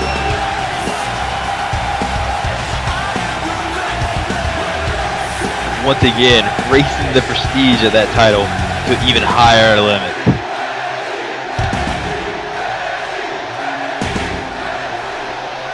Looks like Walter here. He's grabbed a microphone now. He's got something on his mind. I'll say he hasn't been short of words here lately. Okay, cut the music. Listen up, NXT.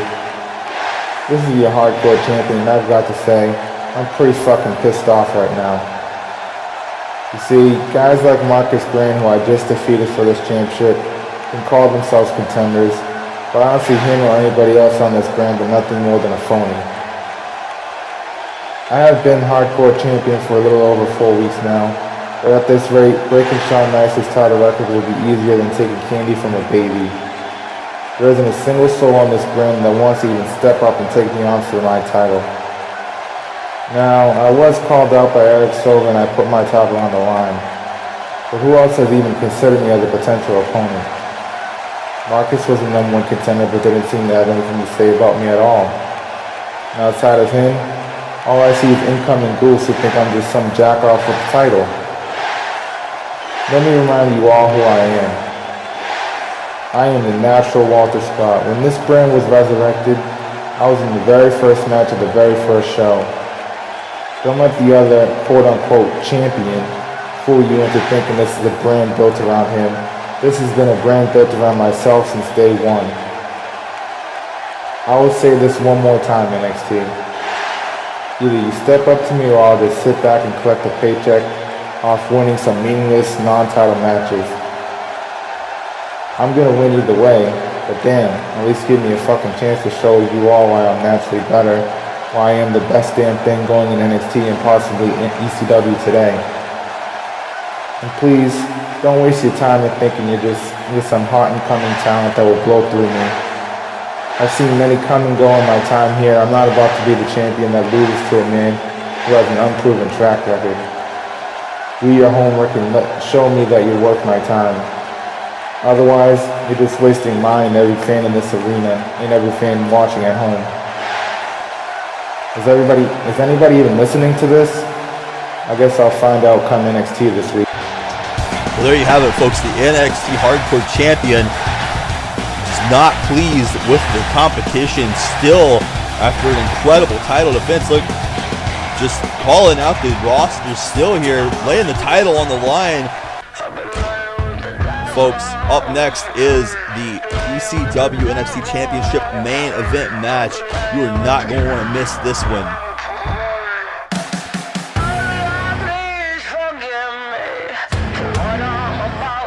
Hey, you don't want to miss this, but it is time, Anthony Adams. Time in the spotlight to fade out and the criminal time to go back to prison.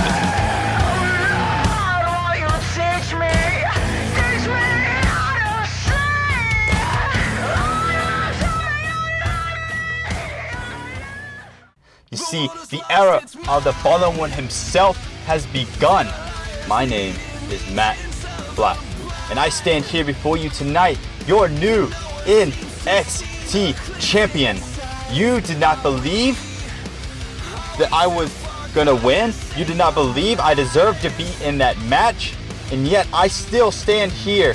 I stand here tonight with this title, this NXT title, in my hand. Funny, the only bitch I see in NXT is in fact the so-called elite one. So let's get one thing clear. I am twice the man you are and then some. I don't want to waste my time talking things out. I want to fight out my issues. I know deep down you fear what Anthony Adams can and will do to you. Doesn't matter what you did in the past and what you think you're going to do in the future. NXT isn't the Matt Black show. NXT is a stomping ground for Anthony Adams.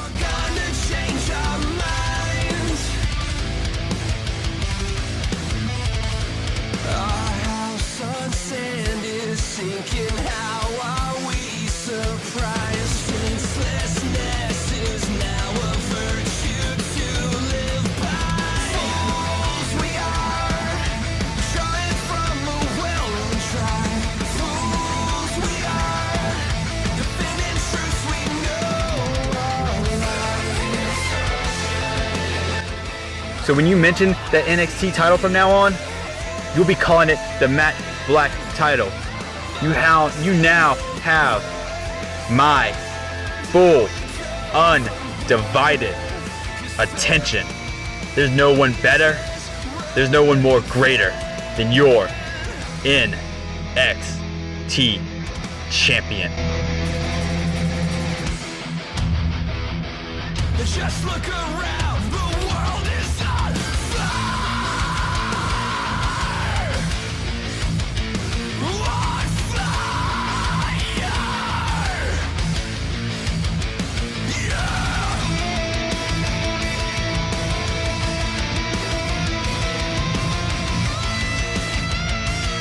Just look around, the world is on fire. We are trying from a well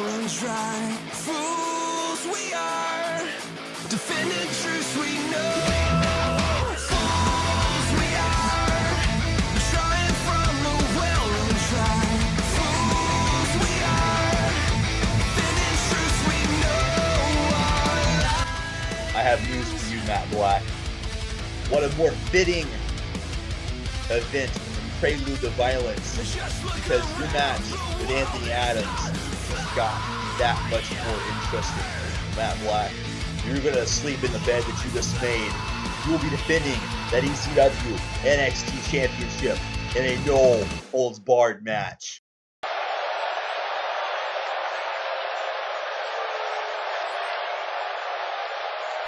Well, Cole, it's time. It's that main event time. It has been an absolutely unforgettable evening here tonight at NXT Takeover, Prelude to Violence. And folks, thank you again for sitting through the long haul with us, but we can guarantee that this match will not disappoint.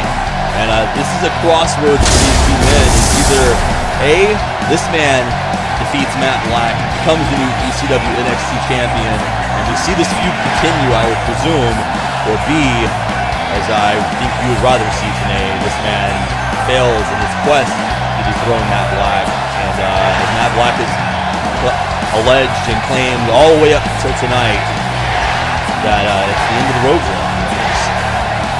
Oh, it's fading back into obscurity, if you will, for this man.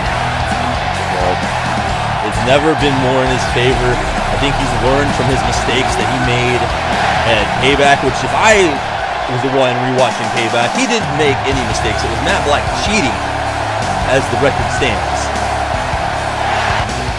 The champion here, this isn't the usual Matt Black theme song that I'm hearing here.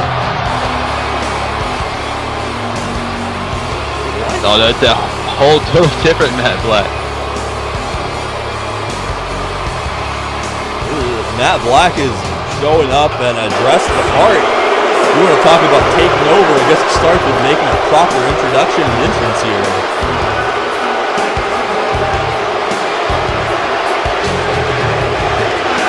Leave it to the elite one, the NXT Champion, to come out here and literally try to one-up every single other person we've seen on the show tonight.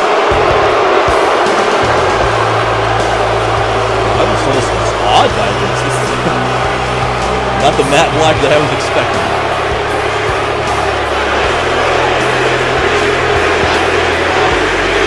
About it, the whole change of NXT, if you will. And this is a complete, like you said, different Matt Black. Almost, this is Matt Black gearing up for the big time. This is him saying, this is my show, my spotlight. I am the NXT champion. Spread Center here seems like they're more so in favor for the challenge here tonight. They took to heart what Matt Black has been saying. You know, if you want a reason to believe that the champion's an asshole, he says he's going to give him one. Well, let's look at this. He is NXT royalty. The man is wearing a cape. We've heard plenty of people, Bobby Mitchell, I guess, recently claiming himself to be a king. We've heard Jeremy Glasson, Caleb Blair, they've roared over being who's the rightful king of ECW, but right now I guess it stands. There's only one ECW-NXT royalty, and I mean honestly, you're right. He's the crown jewel of the NXT brand. Let's face it, though, he doesn't have to call himself a king to be recognized as the elite one, the greatest, if not be recognized as the king of NXT. This is the most focused I think I've ever seen Anthony Adams look before a fight here. He has to know that the boss is betting on him here. The boss is the one who made this stipulation on NXT. That was probably the same look he had when they took his mugshot. Well, can you imagine the look that's going to be on Matt Black's face when he falls to the infamous one here tonight? Because I can feel it. I can feel it today. We got changing winds blowing. See, I cannot. This is not going to happen, Cole. You're getting your hopes up for absolutely nothing. You and RPJ are going to eat all of your words here tonight. We're going to have to agree to disagree on that. Matt Black has bitten off more than he can chew. I told you this on SmackDown. Told you this on NXT. Matt Black is overlooking the challenger. He's going to overlook Anthony Adams one too many times here tonight. He's one spear. He's one living injury away from that belt changing hands. Well, I guess we're about to find out. Because that bell has rung. Matt Black just waving him on here. Striking first on the challenger.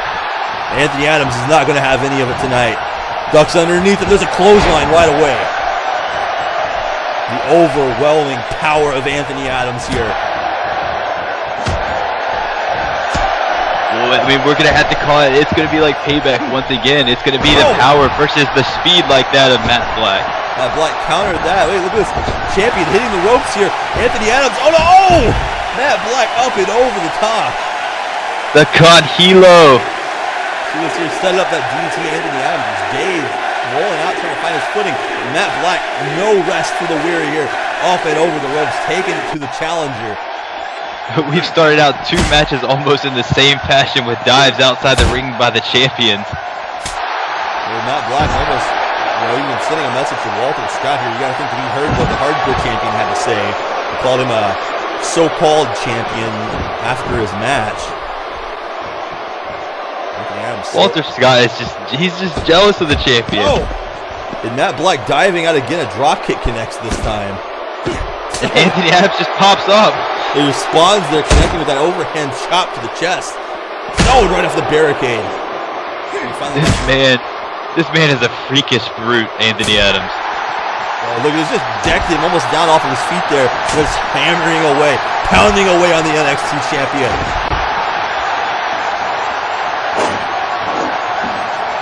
Look, infamous when wasting no time here. He's grabbing a hold of the ring steps.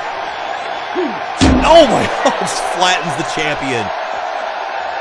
And again. Oh, again. Matt Black is going to pay for his crimes here tonight.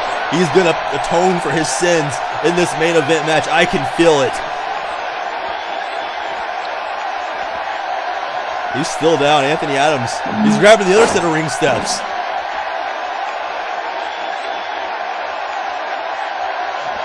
He's going right back after him. Matt Black made it up to his feet. Oh. He's had enough of that. He doesn't want any more of those ring steps. Oh, I tell you what, I mean, would you enjoy being hit by the ring steps? I don't even want 1 shot, let alone 3. I don't even want to take one of those chops from Anthony Adams. Matt Black caught him with a knee here. The champion trying to turn things back around in his favor here. Oh, and a rolling neck breaker on the floor. Oh, look right in the fan's face here. He's telling the fans that he's smarter than them. The arrogance of Matt Black just knows no bounds here tonight. And Anthony Adams is up to his feet. He caught him. He brings him back into the ring. I just want to remind folks that this is a no-holds bar. So just like the match that you previously saw earlier with Walter Scott and Marcus Grant, anything is legal.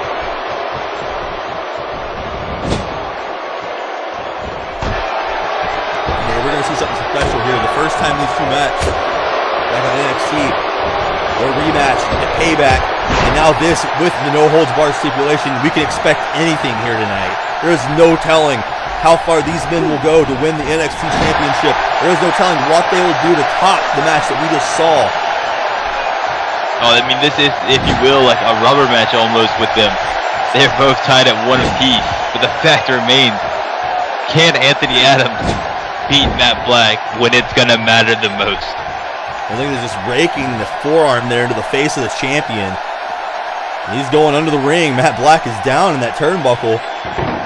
Oh boy, here we go. Oh, we saw the hardware and the furniture come out in Walter's match. Looks like his friend Anthony Adams has the same thing in mind. Yeah, I can't believe there's still a table left under the ring after all of them that was used in that last match. And he brings out a cane. Oh, he takes down the champion with 1 shot. Right to the stomach. Matt Black sucking air here, trying to get his legs back underneath of him. Oh, swing and a miss that time. Champion there. Sends him in. Drops down. Oh! Down with a backbreaker and a neckbreaker. Matt Black has to use his quickness. He has to use his wits. Stay on top of Anthony Adams. He's going up to the top here. That combination offense is Matt Black's bread and butter. Matt taking his time. Oh, Anthony caught him with a big boot. He's not done. Oh, Anthony's not done. Oh! He just kicked him all the way to the floor. Crashing him all the way off the turnbuckle to the outside of the ring. Nothing there to break his fall. You want to talk about the brute offense of Anthony Adams. And Matt Black is being made to suffer here tonight. The infamous one, drops a headbutt right to the sternum. I mean, we talked about hatred with Bobby Mitchell and Eric Silva, but this is getting even more dastardly as this match goes along. We knew what we were getting when we got Bobby Mitchell and Eric Silva, but this is almost exceeded the expectations of what I thought it was just going into a no-holds-barred match between these two. You gotta think Eric Silva and Bobby Mitchell, they were locked inside of that cage. There was no way that it would amplify up to this. But these two, they can go anywhere. We might need that ambulance by the end of this match. Somebody may not be walking out of TakeOver tonight. Anthony Adams has got that steel chair. I don't know if you've seen that a moment ago today. He dropped an elbow on the champion and collapsed part of the table under his body weight and impact of that.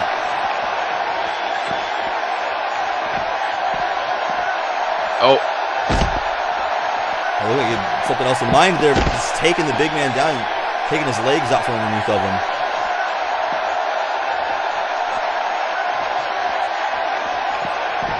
If there's a way you want to stop Anthony Adams, it's going after that leg.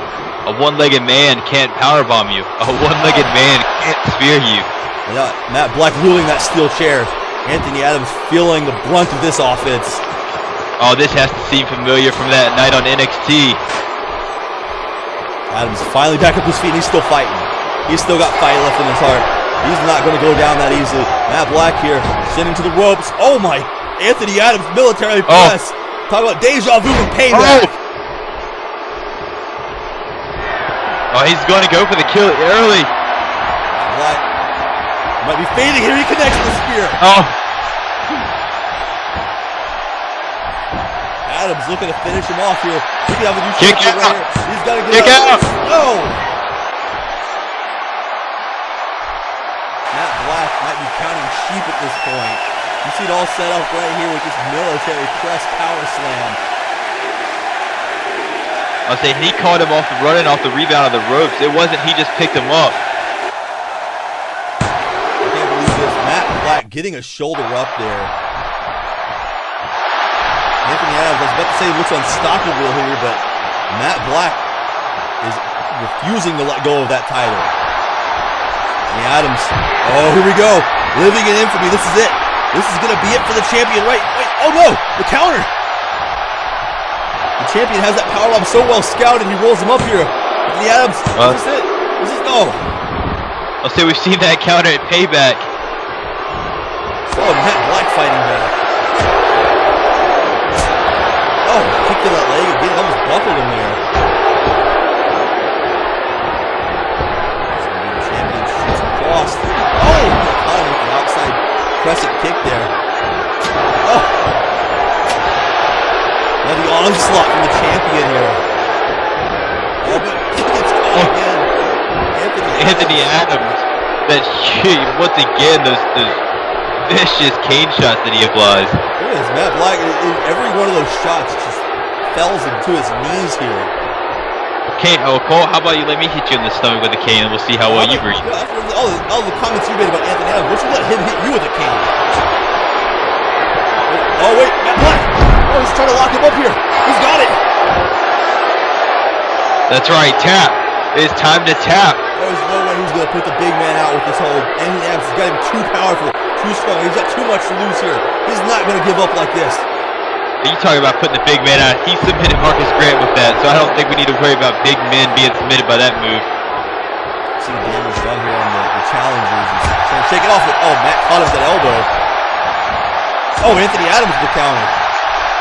Just continuing to go back and forth. We've already seen signature offense. We've seen big moves. We've seen weapons. We've seen everything in this match already, and it's just began. No.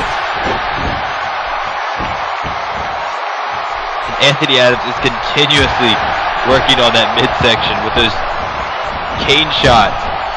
Oh, look at this. Going for the sidewalk slam here. Wait a second, the champion lands on his feet. What is this? No, no, no, no. Oh, my God. Oh, cool. He caught him on the chair. What in the world? Matt Black lands on his feet. He's never seen a counter like this before, and he transitions perfectly to the last rites. He finds an answer, a perfect answer with a spear early here. That's it. 1, 2. No! Cole, are you kidding me? The very move that put away Anthony Adams at Payback. Anthony Adams somehow kicks out of after taking it on a steel chair. Well, I think the rest on the payroll now. Taking heat from RPJ not to count that final 3. I told you Anthony Adams is not going to quit here tonight. He will not be beaten by the same Matt Black that beat him at Payback. And look at this, Matt Black just angered, infuriated here. We're seeing this mean streak, the same thing that he did to Eric Silva on SmackDown. Well, he talked about going back and finding that aggression that he had with Azrael. Oh, look at this, Anthony Adams just in a bad place here. Oh, he's just using that cane the same way we've seen Marcus Grant use it. There's the aggression for you right there. Anthony Adams is a mess. He's been bloodied to a pulp here. Those repeated kicks to the face. I'm going to take some damage from that shot to the chair. There's no telling. Matt Black just chopping him down in the turnbuckle here. And he's got that cane again. Oh, and he's just battling with it again. Getting right up in his face. Now look, he's going to try to pin him off of this. That's enough to put away the challenger here. No. Anthony Adams again refusing to quit. And Matt Black, he's still going after him, not giving the big man any room to breathe. Against the ropes, Matt might be looking to fly yet again. Anthony was landing on the bottom half of the ring steps there, hitting the ropes. Here we go. Oh. Not so fast. The champion again being made to pay here. Taking too long. He was denied.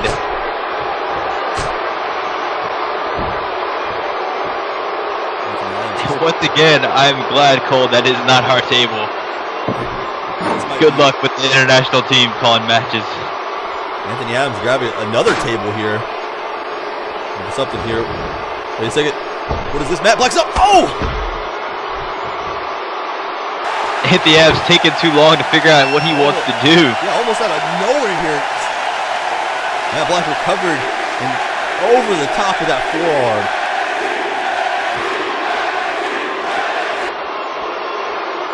Oh, we are not in this night a prelude of violence without that more violence. Oh no, these two are just getting started. This match, I feel like there's plenty left to offer here. Neither of these men are going down. Matt Black rounding the corner there. And hits a. Oh my God, he's going for our table now. Today you spoke way too soon. I said we can't have nice things. Oh! Oh! I cannot believe the night that we have witnessed here tonight. And it's still not over. Oh, it's far from over. Wait a sec. Oh my God, get out of the way. Matt Black incoming here. Both men are right up on top of our table. Oh no, no. Anthony Adams. Oh, he's flailing. Oh my God! Just an emphatic statement. Crushing the champion through the announce table.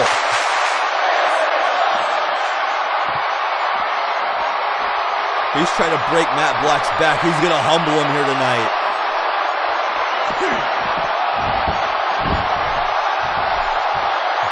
Please. No, he knows that. Matt Black is already humbled enough by letting this prison inmate in the ring with him. I was going to say Anthony Adams is smart. He understood that the no holds barred stipulation is not falls count anywhere. He had to pin him in the ring, but Matt Black able to kick out after going through our announce table with that forcing. Oh, Anthony Adams, the haymaker connects. Here we go, 2 for 2 today. He gets another one. Oh, and he got him. That last punch busted Matt Black open. This is what the fans want to see. Oh my God! He's gonna crush his head like a melon with those ring steps. Oh!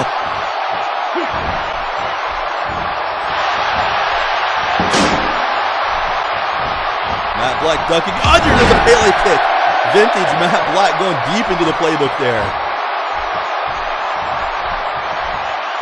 I would say at this stage of the game, they're going to have to go even further in their playbooks to win this. Wait a second today. Matt Black, look at this. He's got, that table's outside of the ring. Anthony Adams is fighting for dear life here. I would say that Anthony Adams just might be too much of a power for Matt Black to pick up like that. And kind of that headbutt. The champion got rocked with that headbutt. Anthony Adams, wait a second, he's got something in mind here.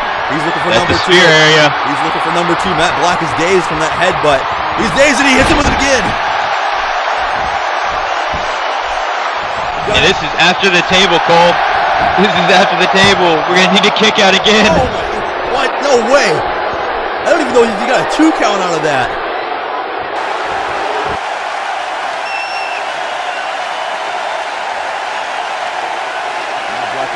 He is determined he's not going to lose this title.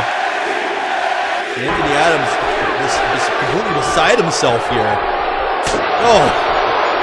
He realizes he's going to have to do more damage, and he's going right back to that lower back again. Just continuing pounding away on that back. That looked like he was a bad He felt that. He felt that last strike. Oh my. Oh no. Anthony Adams has got his eyes on the table today. He's going, Matt Black lands on his feet. What is this? Oh! Oh no. Oh no. He got him up again. Wait, Matt Black has... Is he gonna... No! What? Are you kidding me?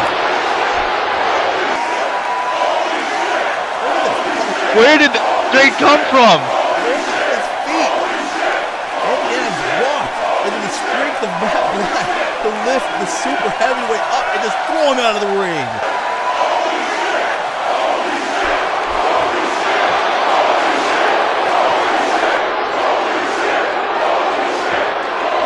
Talk about a game changer. There's an Asai moonsault.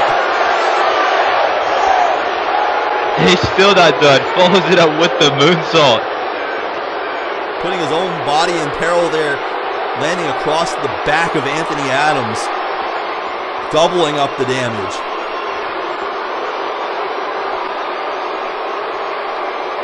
And he's not, oh no, Matt Black.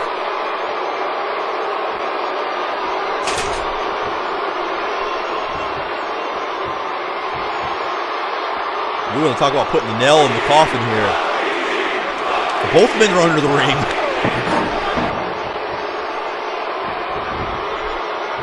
Matt Black has got another table. All about the hardware. Anthony Adams just got back into the ring here. Sticking here. Oh, he's looking for some payback here. He's going to turn things around on the champion. Wait, Matt Black. He slips out. Matt Black is determined. He's not going through any table. I think the announce table was enough for him, but Anthony Adams gets back into the ring. Oh, and that connects to the forearm. He still was rocked from that elbow. So much damage both of these men have endured here tonight. Matt Black. Oh, kind of the elbow. And another insecurity.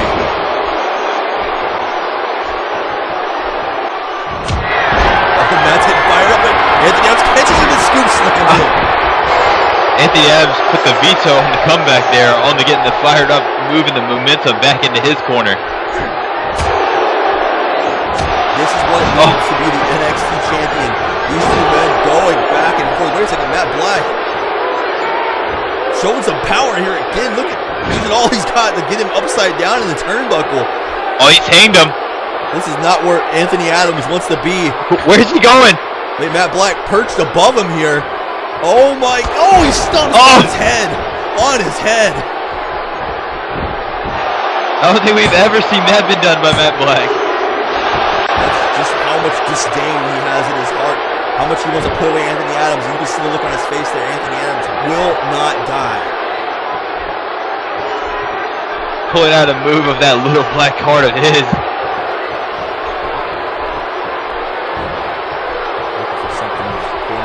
Connects with an uppercut. Steel chair. He's got something else in mind. In the midsection here.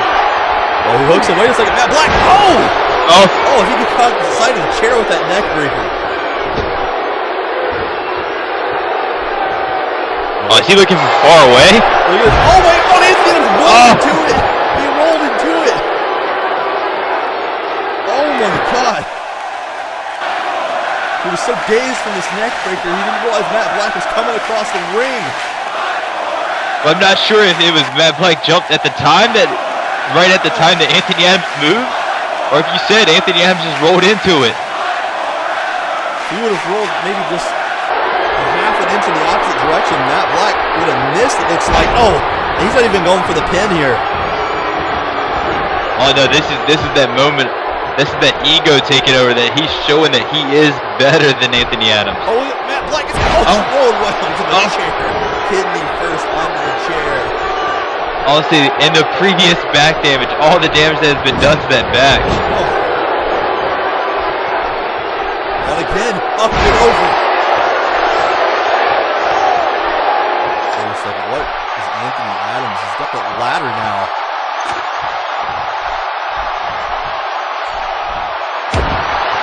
Oh, he's pinned him under the ladder. Anthony Adams has no business on top of a ladder the size that he is. Combination of strikes there from the champion. These two men are looking to kill each other here tonight. Wait a second. And Anthony Adams introduced the ladder.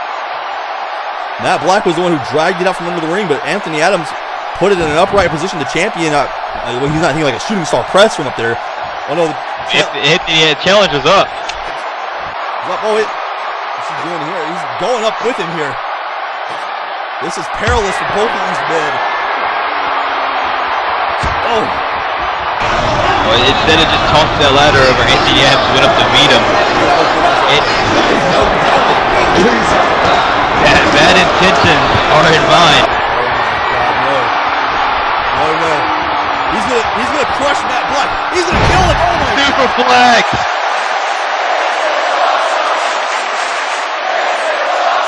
You have to think that Anthony Adams is almost 7 feet tall. With the added ladder, Matt Black is out. Look, both these men are out. Did Anthony Adams even make a cover here? I'll say he just has to roll over. I hate to say it, that might be it. There's gotta be it. The champion's down here. Oh! Barely gets a shoulder out there. Oh, great headbutt. I think Matt Black even knows what that was. He's still out from that superplex. You talk about a superplex. That was a mega superplex. And Anthony Adams discards the ladder. He's done enough damage with it for one night. Man, Matt Black can't even get his hands up here. He can't defend himself. His ropes are the only thing holding him up. Oh my. Anthony Adams is not done. He's not done with the champion. Oh my God. Oh, the back of the neck. Look at this one more time. Again, Matt Black has no idea what's coming here. Oh, that was all of his head and neck. When you talked about discarding the ladder, thinking that was it with it, that he did all the damage, I don't think so. I think that was his intention all along. That table is still standing outside. I almost forgot that table was here. Everything we just seen happen in the... Oh, no, he's not done.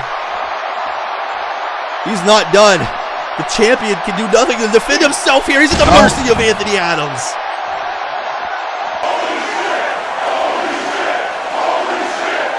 I hate to be the one that admits this, but the days of Matt Black's NXT Championship reign might be numbered here tonight. Anthony Adams is, again, just punishing him for everything that Matt Black has sustained and kicked out of here. Almost telling him, if you want to keep getting up, I'm going to hit you with something bigger every time you get up. And Anthony Adams measuring him from the turnbuckle, that look on his face. Oh, there's a big clothesline. Matt Black finally with some offense, but it's for naught. Back body drop. He's somehow up to his feet again. Oh, there's a spine buster. Impact on that spine buster. Oh. Head cage shot for good measure. Not even going for a cover here. Oh, like you said, at this point, it's inflicting the pain and punishment. Oh, hammers on him there. Oh, he's looking for a spine. Oh, wait a second. Oh. Be out of nowheres. What? When's the last time his spinebuster has been countered into a swinging DDT? Oh, we are deep, laid into the almost, I would probably say, double overtime here right now. There's a Matt Black, caught him with that neck breaker combination again. Springboard into a moonsault. What is this? Oh, he caught him. Oh, he's driving the knees in. That's right. Wait a second. Matt Black pulls out the kibosh here. I don't think Anthony Adams knew what just hit him. And he's got blitzkrieg by the champion, the legs hooked. And Matt Black retaining the title. No controversy. I would say you guys can all RPJ and you can finally eat your words. I don't even know what to say. I don't even know what to say about what we've seen here. Today, I will admit, I have to respect the champion after this performance. Much as I hate to admit it, for all the things that Matt Black has done to others since becoming champion, he solidified himself here tonight. He survived Anthony Adams. I said he survived him at Payback, but he survived an absolutely maniacal amount of punishment here tonight. And once again, we talk about it. He said it. You can't beat Matt Black when it's the big stage. Look at this. Lands on his feet, goes right to these knee lifts to the spine, and then out of nowhere, last rights. There's just no getting up from that. Anthony Adams is still down, and you're going to hear the crowd here. A chance of NXT as we conclude our night here. Matt Black retaining the NXT Championship. What is next for the Elite One? Who knows? But let's just relish in the fact that we are still in the era of the Elite One. That's true. We'll have to wait and see, folks. What's to come on NXT this week? I'm sure the champion is going to have plenty to say. Who knows? He might take up the whole broadcast celebrating. Folks. Oh, we can only wait till that. NXT is going to be a fabulous night. Bobby Mitchell here looks like he's headed out for the night. But he picked up a big win over his big rivalry. Yep. He's probably on cloud 9 right now. It looks like he's going to collect his belongings before calling his personal chauffeur. Wait a second. Oh. Wait, what's the Outlaw doing? He's going into that same locker room that Bobby just entered. I think Bobby has any idea. Something's about to go down here today. I got a bad feeling about this. Oh, Eric is probably mad as hell that Bobby took the cheap way out. Oh my God! Oh, they're both down. We need to get some help back there. Both of these men are down. What the hell? But damn. Guys, we're gonna have to get some help back there to check on Eric Silva and Bobby Mitchell. I don't even know what to say about this today. What is going on here at NXT? It's just when you thought that rivalry was over. I guess it's not. Wow. Folks, we'll have a follow-up for this for you on NXT this week. I guarantee it. Thank you for tuning in tonight and making NXT TakeOver Prelude to Violence everything that it can be.